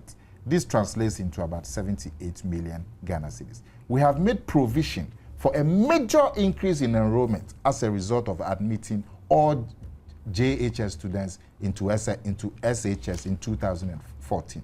We expect the cost to rise to 288 million in 2014 to 773 million in 2015. Additional expenditure on more teachers, infrastructure for schools, including expanding and rehabilitating existing schools and establishing 350 cluster schools in areas where there are no secondary high schools, will bring the total cost to 754 million in 2013 and rise to 1.45 billion. That's 1.3% of GDP. In conclusion, this is additional cost. Our GDP, education to GDP now is about 4%. So this will be additional to it. So all of the issues of access and affordability and quality that are being raised have been taken care of. But like Kweku said, Nana couldn't go into the nitty-gritty point by point in a 30-minute presentation. But let me just this matter very quickly. President Mahama and the IE. We are being told that President Mills has said he wouldn't go, so it's difficult for Mahama to go. Who said that? But President Mills said he wouldn't go to Jubilee House, but Mahama has set up a team to prepare him to go to Jubilee House. So you people, you are not even consistent. Kweku Baako, let me hear you. And just before you speak, Kweku Baako, my producer informs me that shipping to the camp. former national chairman of the NPP, Harun Eseku, has called in. He takes strong exception to Mutale's comment that even Harun Eseku says the castle was the most corruptible institution in the country at the time. He says he didn't say that. If you're going to quote him, quote him properly. He says if you are going to But quote I said him, I wasn't quoting him. I was making references to the may same. I? You say something. The man doesn't like it. Listen to what he says. He says if you're going to quote him properly, because he didn't say that. Kwekubaku, let me kindly hear you. Yeah, We don't have time. quality education. I think Addo did not ignore that factor. If you go into his paper, this 30-minute paper, it's here. In talking about the teacher, 60,000 teacher deficit, which he said was a figure the Ministry of Education had given, and the need for us to train more teachers and improve their lot. He actually ended up, and I will quote this side, that is why an Akufo-Addo presidency, God willing, will introduce a teacher-first policy to give teachers the recognition they deserve. Free education must be achieved hand in hand with quality education.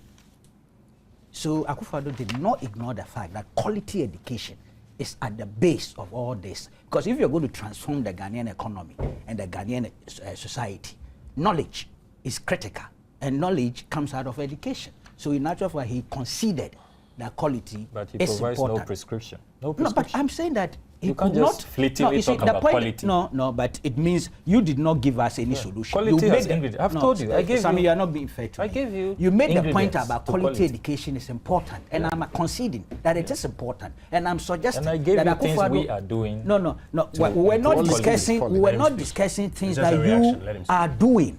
We're discussing things Akufo-Addo had said, and the impression was created that he had not actually. He hasn't addressed quality. He's just giving a reaction. Let him land with his reaction. Kweku. At least he had recognized the need for quality education. As I indicated earlier, I'm sure when the party manifesto is launched, we may get more reasoning and more explanations for how they will be moving forward. we hope so. But yes, I hope so too, and I believe all parties will attempt that in their manifesto. But the fact is that he recognized the need for quality education alongside accessibility and affordability. He did. And so we should put that on record. And you know, my brother keeps on making a certain statement. I'm wondering, then DC3 administration is in office.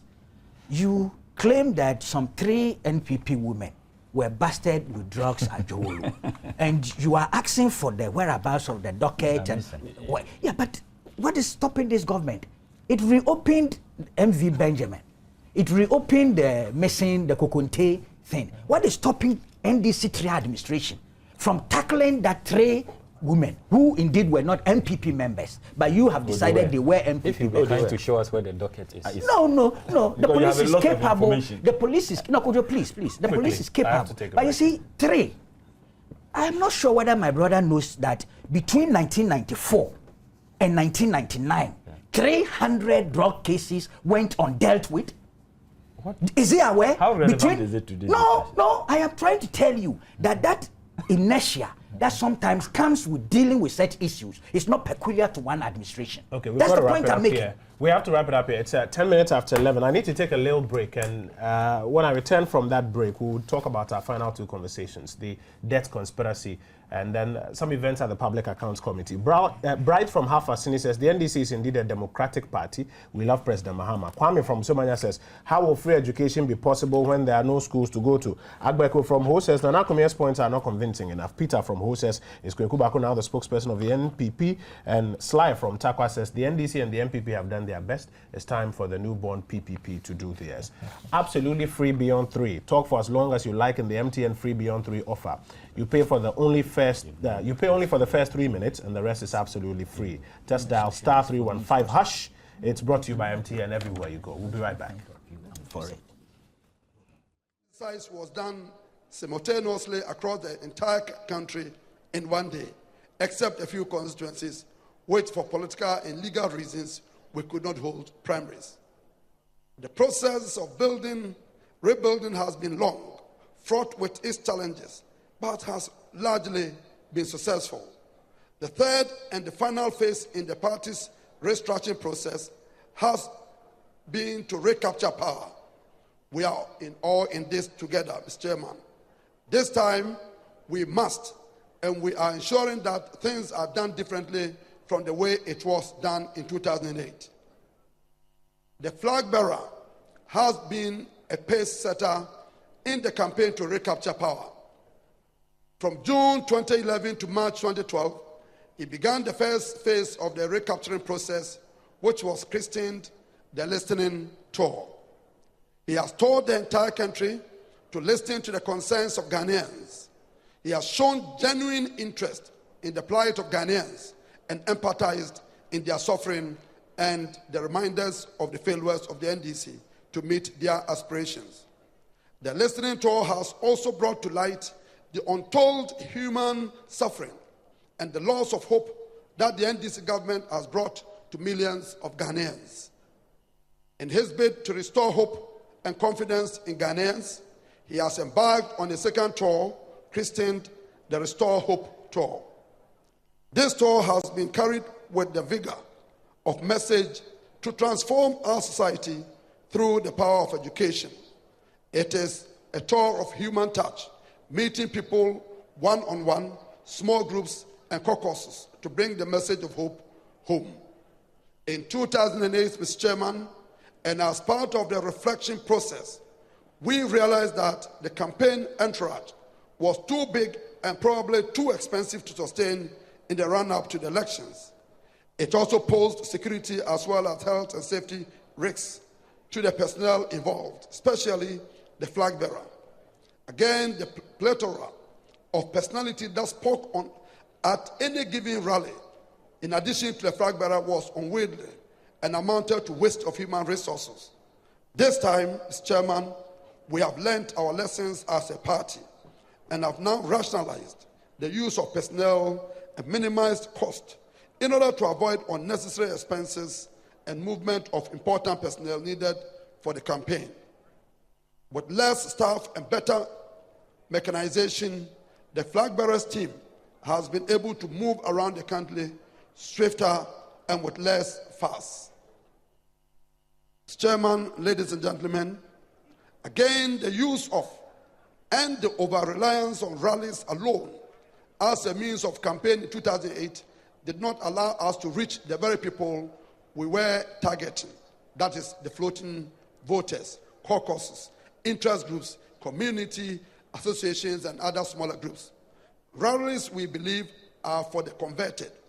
We need to move towards the use of more small group and caucus meetings at town and village or community levels. And as part of our process to recapture power, we have embarked on a number of training programs facilitated by our campaign team, the electoral affairs team, the conservative WFD program, and Konrad Adenauer Foundation in Germany. We have also managed to provide training for our youth and women with the support of our friends from Sweden. At the moment, all our parliamentary candidates or members of parliament and their chairmen have benefited from the training on campaign planning and strategy, and preparing our party workers and strengthening them and our party in the bid to wrestle power from the non-performing NDC. In 2008, Mr. Chairman, we disappointed Ghanaians by surrendering the nation's advancing progress to the NDC, who have rolled back the progress and willfully undermined the numerous social intervention programs aimed at improving our lives. In 2012, we owe it to every Ghanaian to redeem our nation from the social and economic hardships in which we find ourselves.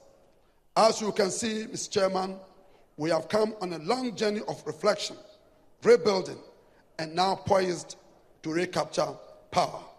Therefore, let us go out from here energized and renewed in our efforts to wrestle back power. We must roll down our sleeves, stop the ivory tower politics, go from home to home, person to person, and lay down our vision and message.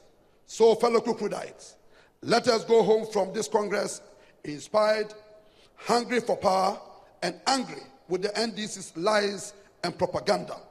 Let us go back and recapture the lost ground and appeal to the good people of Ghana to once again believe in the NPP values. gird your loins and spread the good news about our groundbreaking policies of economic transformation through education. The battle for 2012 has begun. We stand on the crossroads of history to transform our country in order to bring prosperity for all. And as our team properly captures, the time for change is now. God bless you all, and thank you very much. Thank you.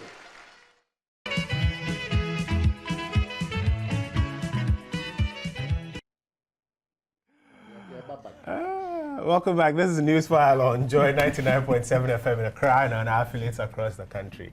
Mutala is having an interesting prescription here. I was going to make my last comment on the corruption. You didn't allow me because Could you? Now, you know this NDC. Your time was up, actually. Yes, and then I went to Kweku and then Kweku wrapped up. I know everybody wants to say something, but please indulge me. We've got to move on to a few. When I give you your time and you want to use it for that, that's fine. But please indulge me. We want to, and while perhaps we're even talking about corruption, we want to touch on our final subject. There's a little challenge over strengthening institutions to fight corruption. I'm sure you've heard the former SFO boss, Mr. Kingsley Kudjo, talk about the fact that the SFO had done a lot of work on many of the judgment debts and the issues suspected to be corrupt matters that we are now dealing with. They did a lot of work on them because of want of prosecution, he thinks. That's why some of these things have come to the head at which we find them today.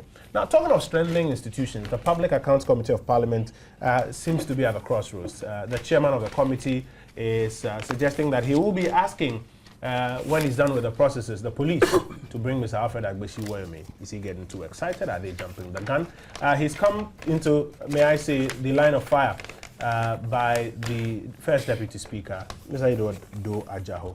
So how do we reconcile the need to strengthen institutions with the need to ensure that the proper procedures are followed? Now, I'll start with you. I'll give everybody their say, and you may still touch on that corruption subject while you deal with this. Thank you, Kojo. The corruption thing that Nana Addo had indicated. Look, in this country, the cost of building 6 classroom blocks in 2 years quadrupled. And if I may, we've just got about 40 minutes to wrap up the show, so I'll give everybody 10 minutes. The cost of building 6 classroom blocks quadrupled in just 2 years, from 2009 to 2011. And I have here a contract awarded in 2009, which was 72,000 for a 6 classroom block. And then in 2011, the same contract was going for 325. Quadruple. Now, if you save the monies that is going into this obviously corrupt quadrupling of prices, but that's on all the schools that have been built. Do you have anything to back? Because it doesn't make any sense at all. The flight in prices as a result of corruption. Yes, I have the documents. I'm showing you the documents. Can I finish? When I finish. Okay. When you ask them, they say, oh, one was being built at Boku and one was being built in the central region. So that accounts for the price differential. You say inflation is single digit. And it's a standard 6 classroom block that contains all the things that the normal 6 classroom block contains. Now, the money that you would save on one of these blocks times the number of blocks that have been built, you can use it to fund free secondary school. Now, this CP matter and the matter of institutions and so on, just a brief background. And the CP matter has come about as a result of fraud. That is what has delayed the CP payments and all of these negotiations and arbitrations up to where we are today, because of fraud. The company had sent the invoice for the construction of various roads. The invoices were later found to have been inflated. The SFO in 2002, 2003 investigated and found clearly that the rates have been inflated. It went ahead to start prosecution, but like the former director said, in the course of the prosecution, the 2 gentlemen found to be involved or to have some culpability in the inflation of the rates all jumped bail. Mr. Tukwashi, who was on a self-recognizance bail, fled the jurisdiction. The managing director of CP, who also had bail because he said he had to go for Christmas or something, also fled the jurisdiction. So it made it difficult for the SFO to continue the prosecution. But the whole brouhaha about the SFO and all these negotiations and court issues and arbitrations is because of fraud that attended the costing of the projects.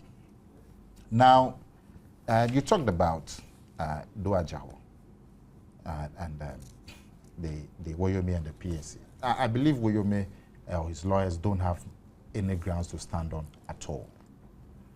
The Public Accounts Committee has its mandate. Its mandate is to interrogate issues, financial issues that have been reported on by the Auditor General of Ghana to the Parliament of Ghana. That is the mandate of the Parliament, working through the Public Accounts Committee. Once you've been issues about you, financial delays, use of public money have been cited in the or have been reported on by the Auditor General. The Public Accounts Committee has a mandate to go into it because Parliament holds the purse. So if the person says to us, the authorized authority says to us that there has been some difficulties with the handling of the money, Parliament has the right to interrogate the matter. If those matters are also the subject of court proceedings, you have to attend upon the committee and show them that, oh, these matters that you've asked me to comment on and so on, they are also matters before the court. In order not to prejudice the court case, I would plead that I don't talk about them. That's all that is needed. When the invitation went to both the Attorney General and Mr. Woyome, the first invitation, they declined that, using the excuse that those matters are before the courts. Then the summons was issued. The Attorney General responded to the summons and attended upon the committee, the parliamentary, the Public Accounts Committee. Mr. Woyome still refused. And the chairman of the committee signaled that the committee was going to exercise its powers fully by requesting the police to cause the appearance of Mr. Woyome before the Public Accounts Committee, as their mandate dictates. Because the Public Accounts Committee has the powers of a high court. That is all. The first Deputy Speaker spoke to a radio station and said that the chairman of the Public Accounts Committee has no business writing to the IGP. But the chairman of the Public Accounts Committee has not written to the IGP. He has signaled his intention. He will go through the correct procedure. Mind you, and Doaja, who knows that, the chairman of the committees are advised by the clerks. They don't take decisions on their own. They have to take decisions, their mandate, in exercising their mandate. Those advice is given by the clerks. So it was premature for the first Deputy Speaker, Doaja, to jump in the manner he did, especially when he himself, just in the last couple of days, we saw Mr. Woyome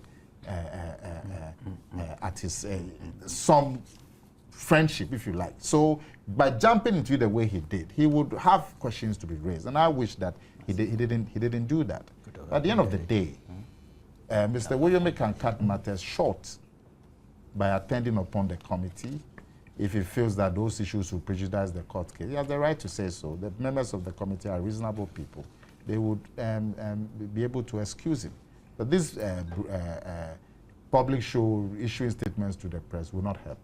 This morning I heard some, I don't know if it's true, but the one newspaper supposed to have reported that Mr. Woyome or his lawyers have agreed they will appear before the committee. If that report is true, that should bring some end to this particular matter.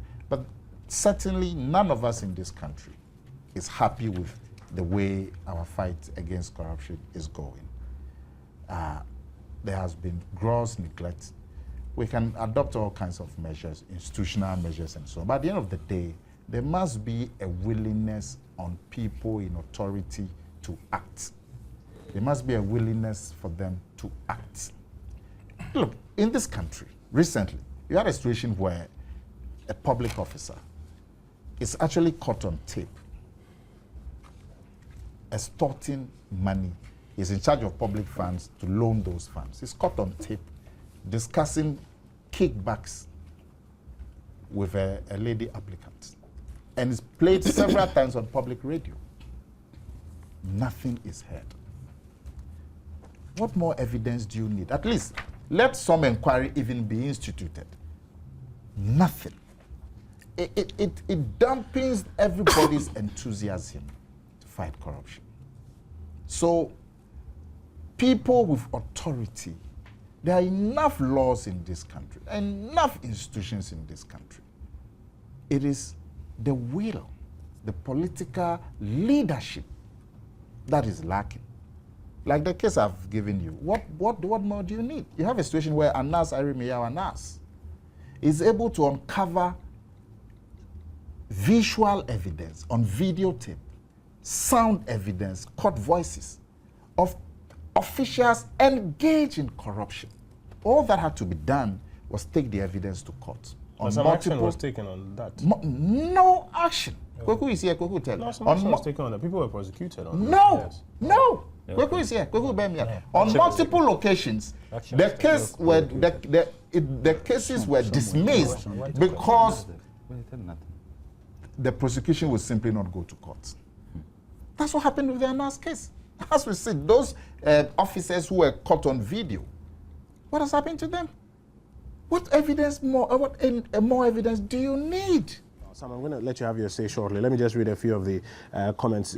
Johnny Jeremy says, how on earth can Nana Egble be talking about free basic education at a time when over 54 districts across the country do not have a single day nursery with trained teachers and a host of other infrastructural challenges bedevil them?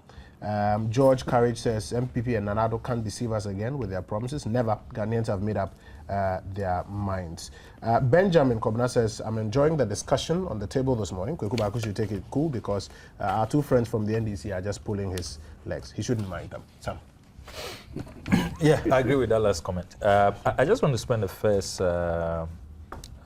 preliminary comment of mine to just run up on some of the issues that have come up.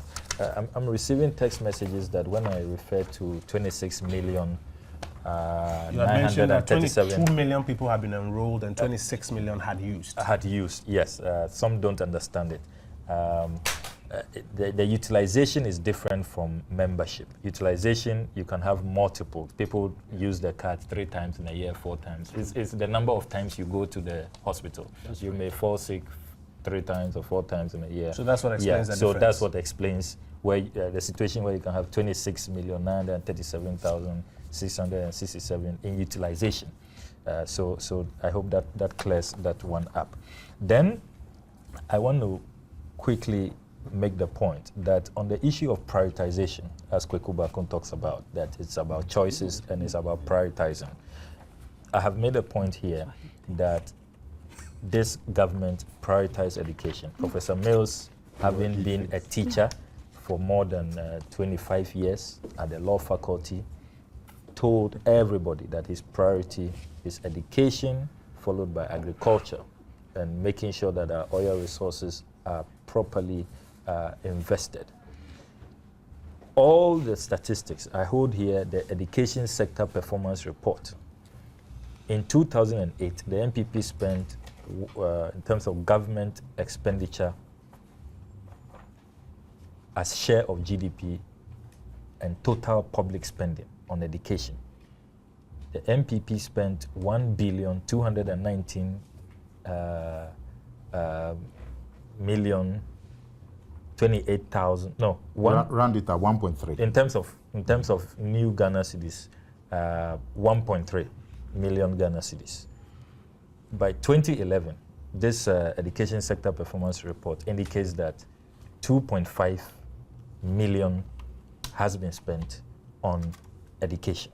So in terms of priority, in terms of expenditure, we are spending more. No, it's not true. You have to relate to GDP. Yes, in relation, it's been done. It's been done. Where's the relation? That's a trends in education resource and local show it to expenditure. GDP. A share of GDP and total public spending. Yeah. So that has been done. No, you're just talking figures. Yeah, Talk the GDP. Yeah, I'm coming there. Then the claim the claim that we spent 4.1% of GDP the last time on education is not true. Indeed, all the the figures that has been made available by the Ministry of Finance with a graph shows that we haven't gone below 5% since 2006. We are hovering around the 6 percentage point. So you need to. This is it. What's the percentage? Education expenditure as a percentage of GDP. This is the graph. It's not. What is it now? Nana Akufo-Addo talked about 4.1%. We've not gone below 6%. I mean, from 2006, 2007, 2008 to 2010, as these graphs show, we have not gone below 5%. So you need to check that figure. Again, some of the figures you gave from Kenya, Lesotho, Japan. I've been doing the checks, the UN data made available. Japan did not spend more than. It says Kenya spent 6.7. Where's the? You have the Kenya? It's 5%. Where's it? Check the CIA fact sheet. Where's the CIA fact sheet? CIA fact sheet. Yeah, they give all these figures. Give him the. You can Google a couple of minutes and then someone have to So you need to take a look at your figures quickly. The point Nana Akufo makes. It is unfair to conclude that because a particular 6-unit classroom project in 2009 cost 72,000, and then you find another project in 2 years later, 2 years after, 2012 costing more than 300,000. That is corruption. That in itself is corruption. So what is it? It's not fair. So you haven't given these documents. I've gone through them. It doesn't give us the breakdown of the designs. The designs are always different. I have gone into this matter before, and I noticed that the designs are different. They sometimes come with ancillary facilities. So you see the heading, 6-unit classroom block, but there is one design that comes with a dormitory for teachers or a bungalow for teachers. It comes with other ancillary facilities like a computer laboratory, a place of convenience for students and all of that. So if you don't have the breakdown of the designs, like you don't here, you can't be concluding that is corruption. No, I haven't come to the substantive topic. So I mean, this is important for even you. This is a letter from the GET Fund to the Home Minister, talking about this same rate, 325. It says that the cost at which these projects with their related specifications are authorized for procurement is clearly outstanding. So this is from the GET Fund. Yeah. So. And the GET Fund should know whatever facilities we are talking about. There are GET Fund designs, there are Ministry of Education designs.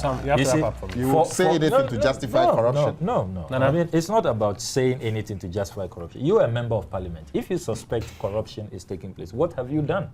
You're a member of parliament, you can hold the ministers involved, you can ask questions, you can go to the police station, you can file a complaint, you can demand institutions to take up these matters. But when you just come and sit on radio and just throw it out there and accuse everybody of corruption, you are not being fair, you are not being responsible. Wrap up for me, so I need to move along. On the happenings at the PAC, the Public Account Committee, it is clear, Kojo, that this country, we have to take one good look, a very good, detailed, objective look at the fight against corruption. And I want to discuss this matter in a very non-partisan. So you are justifying I haven't justified. I've said that you haven't been convincing. You haven't. What you are doing is not fair. I haven't justified. I mean, if somebody hasn't corrupt, I'm giving you extra time, and you are being distracted. Though. Yeah, be quick for me so that I can so hold Nana Akufo and check. So Kojo, I listened to Theophilus Kojo, the former SFO boss. He's saying that there are over 20 dockets. He completed investigations. He expected people to be prosecuted. MPP, NDC, they are working free. He doesn't understand. This matter demands further interrogation. Is it that the SFO investigative reports are substandard? Or is it that the Aegis department are just not willing?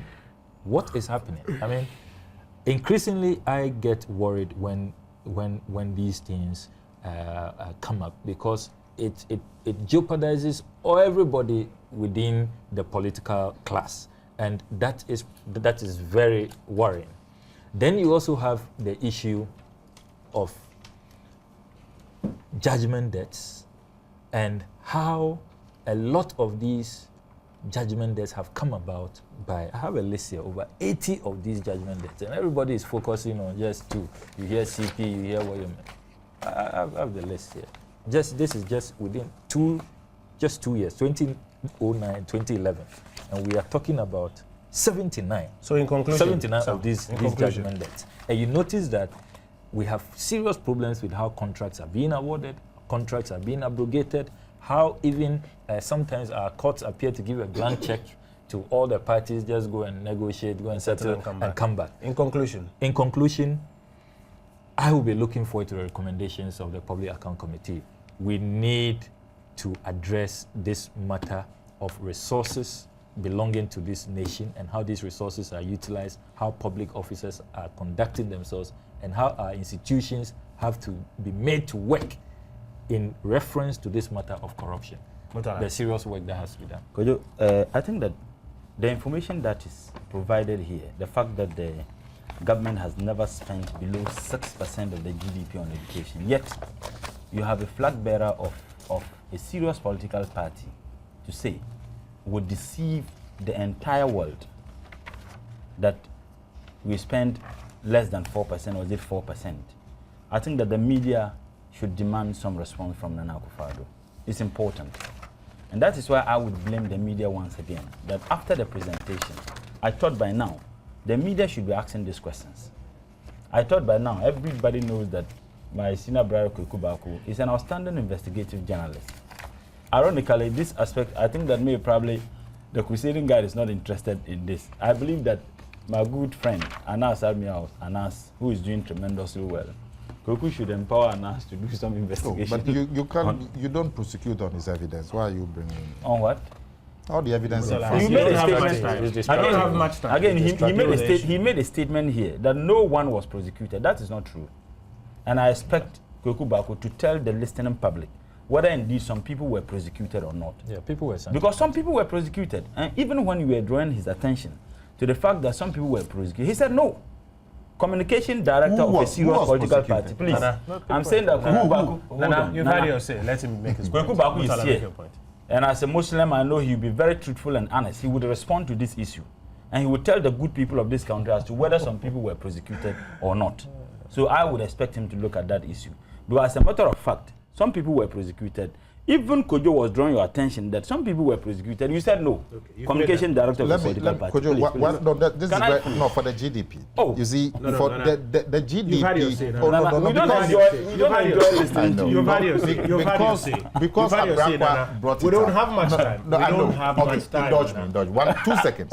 My you see, time. the GDP that Nana Akufo-Addo quoted at 4.9 is for 2012. He said 4.1. 4.9. It's here.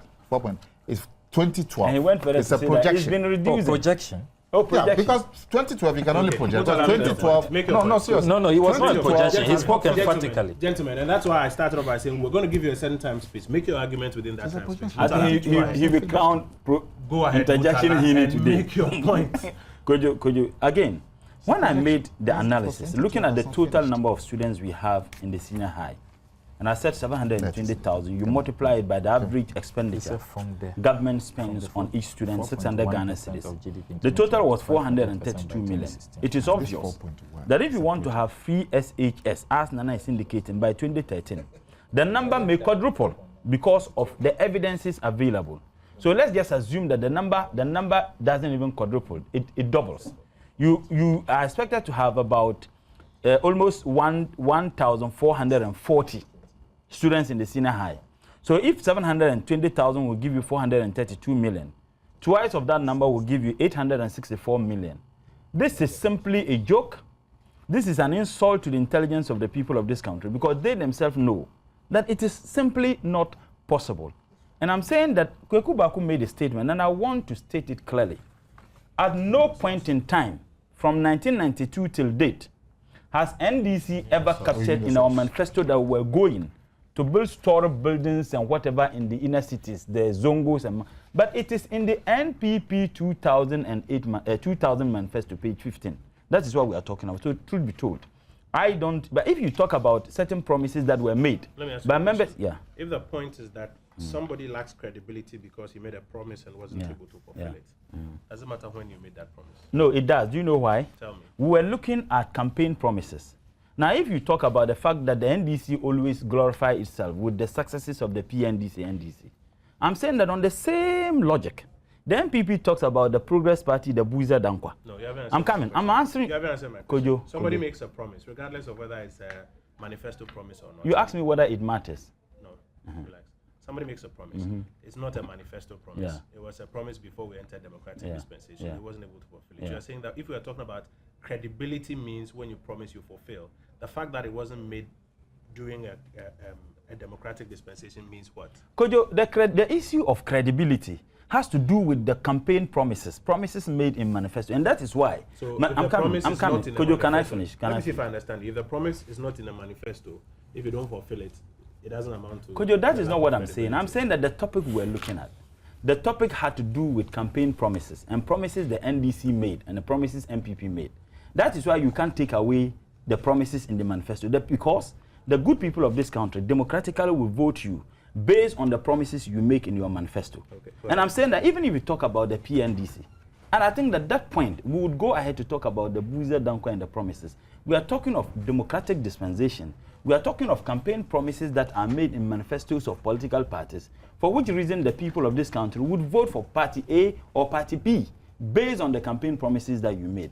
So I wouldn't begrudge him if he says that the PNDC made some promises and they couldn't fulfill. I'm not saying that is still a justification. Just as the Buiza Dankwa and the Progress Party made several promises and you couldn't. But we are talking of democratic dispensation, where you come and convince the electorate to vote you. So the point is that the NDC didn't put in any of our manifesto, and maybe probably if there is any, I would want to be shown that we indicated that we're going to build Nima, put storage buildings and others. Okay, point. But the you have MPP just has about it 3 in minutes. the Deal with the other point has to do with the corruption. I think that the whole issue of the PAC and the fact that they invited Woyomi, I guess that is the topic we are looking at. Strengthening institutions to fight corruption. It's important for the institutions to be strengthened. It's not about rhetorics. It's about allowing the institutions to work. And the NDC has demonstrated that if it has to do with allowing institutions to work, even in times that the NDC as a political party and the government is affected. Kojo, how many cases haven't we lost in courts? It means that, and even if you look at the reports of democratic whatever in globally, and Ghana's report, they've always indicated that Prof. Mills's administration has allowed the judiciary to work. The judiciary, for me, all the other institutions are important, but the judiciary is more important because you allow rule of law to happen. The EOCO, I think that clearly, Koko made a point, and EOCO is part of the state institutions if you really want to fight corruption. That why is it that we didn't participate in the IEA, yet we have the right to comment on the IEA? Why? The MPP rubbish the EOCO and the report, yet they use the report of the EOCO in their comments. And I'm saying that it is important for all of us. The institutions will forever remain. We need to be looking at legal regimes, more or less, that would give these institutions that bite or that independence. In conclusion, the media also has a role, a huge responsibility. I think that investigations ought to be done.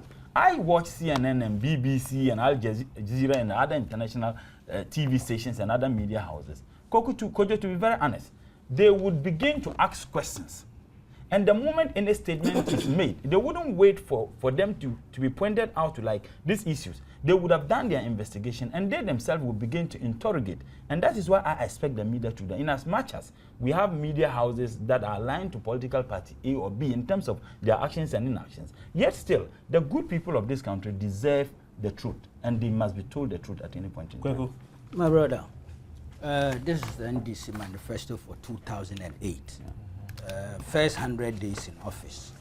The last point, take bold and comprehensive measures to deal with the appalling filth in our communities and the related health problems of our people caused by inadequate, inappropriate, and ineffective waste management systems and practices. I suppose this was fulfilled and has been fulfilled to the total effect. I suppose so.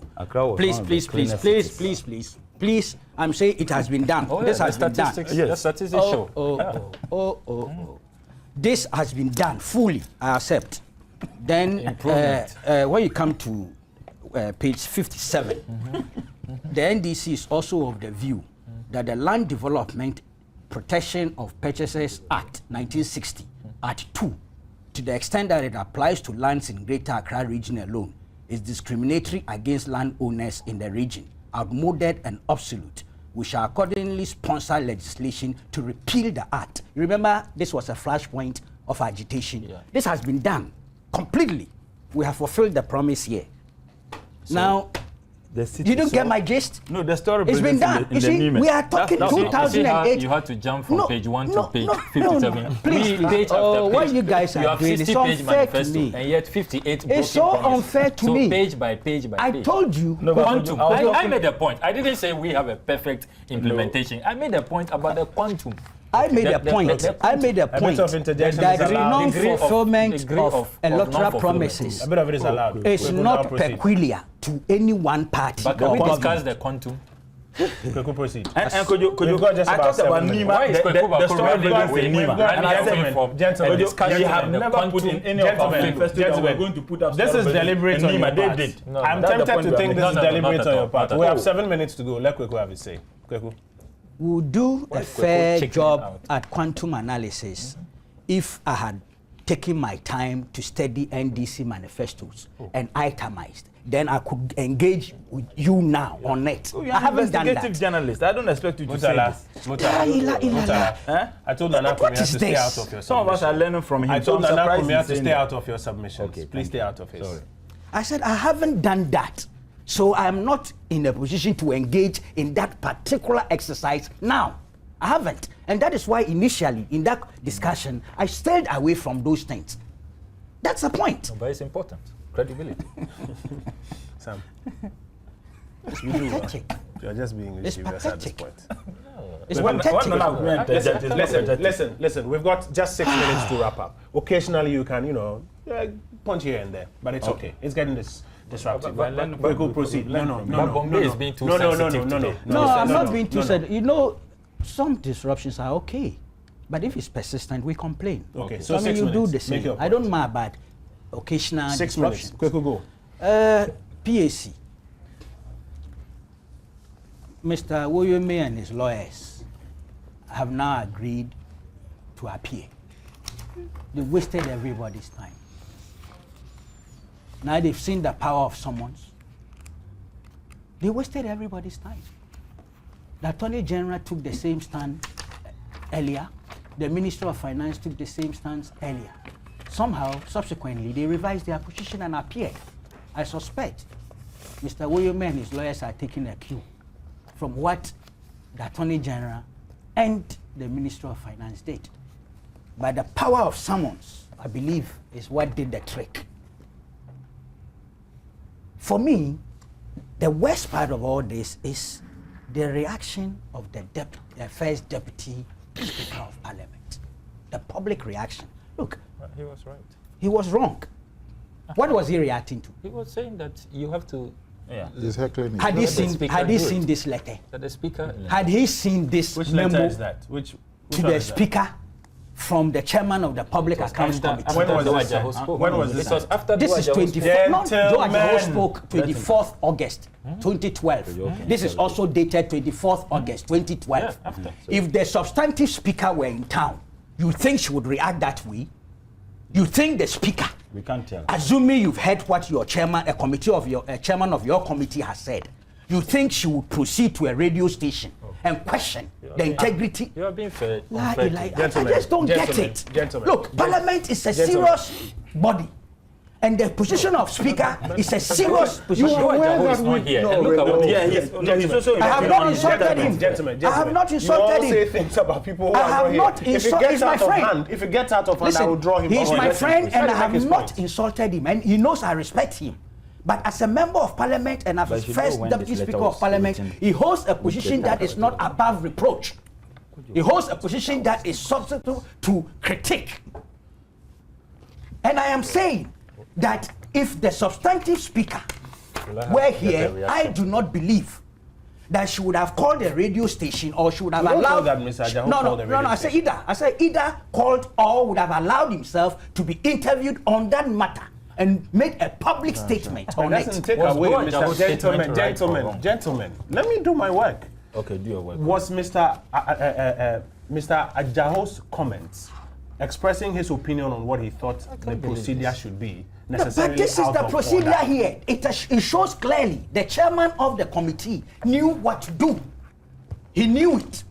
So this thing invokes it. And in was the this premise. after the minute of fact, this. or was this? What did Which the is after chairman the say? fact. What did the chairman of Which the is Public after the Account fact. Committee say? Which The is chairman of the Public Account Did- Committee said he was Mr. going to Blakwa, ask the Mr. IG Blakwa, to arrest Mr. him. Blakwa, I thought the speaker- We all heard what the chairman Blakwa, said. Mr. Blakwa, I'm asking him no, for I- the I- I- the I- submission he's making. He's You won't let me asking- ask He you a has question. created his own distortion and Let me is ask dragging you all of us questions, along. Robin. We have Let him just answer about the 3 question. minutes to Protest. go. Okay. Now, I We have think I just must about protest. 3 minutes to go. No, what was the basis of Doe We as have a just whole about statement? gentlemen, You don't even need to gentlemen, protest.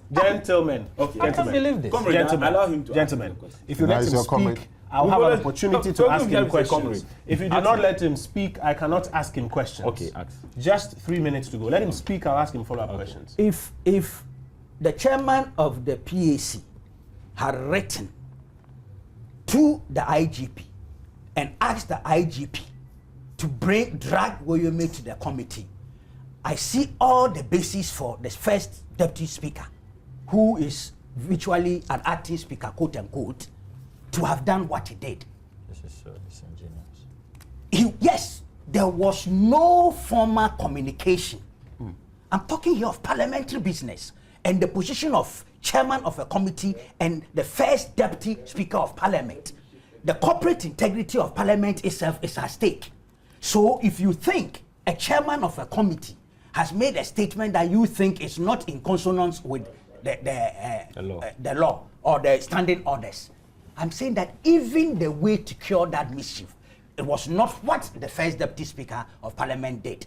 And that's why I was saying that I would be surprised if the substantive speaker had done that. In any case, premature, as Akwamia said, that same day, that very day, because you were not communicating with the chairman of your committee, you didn't know that he was in the process of this letter, having written this letter. You didn't know. 1 minute. Because it's the same day. And this letter straight away talks about, in the premises, I am dutifully calling on you to exercise the powers conferred on you by Order 105, 1 and 2 of the Standing Orders of Parliament to issue the Speaker's warrant for the arrest of Alfred Agbeziwolumi and appearance before the Public Accounts Committee of Parliament. Quickly, I before pray we that go, the warrant do should we be- know for a fact that this letter was written before Mr. Ajao's statements or after When Mr. did Mr. Addo speak? He spoke on radio. But that is somewhere precisely in the day. Kojo, see, that is the point I am making. That instead of speaking to the radio, he as speaker, acting speaker, quote unquote, could have called the chairman of the committee. First said that, hold on, the action you are going to take, you are wrong. He would have known that the chairman did not intend writing a letter to the So you thought his comments were premature? premature and actually Out of order. out of order in terms of parliamentary. This is not the integrity. first time. This is not the first time we have heard things going on in Parliament, and even the minority leader also appear on radio or some other platform and but- seek but to so do explain people his criticize? view. No. We are not talking. We're talking of standing orders of Parliament and how they are to be enforced. We are not talking of some views on STS, and I've gone out of my way to say these are standing orders. These are the things that guide the conduct of You can Parliament ask a question. and parliamentarians. It's critical. I want to be So educated. it would have been So, fair. in your view, his comments were premature. Could you- But I today, want as to we be try educated. to today, as we I try want to to be strengthen educated. institutions to fight corruption, where are we going with all that is happening? Oh, at least Woyome and his lawyers have agreed to appear in the face of the summons. As we have all agreed, they are entitled to go there and even keep silent. It can even happens in the court of law. It is after that that perhaps we may have to exploit the possibility of seeking some interpretation at the level of Supreme Court as to whether the extension, because there's an extension between the work the PAC does relative to the Auditor General's report and the trial process in the court of law. Okay. Even though they could overlap, some issues could overlap.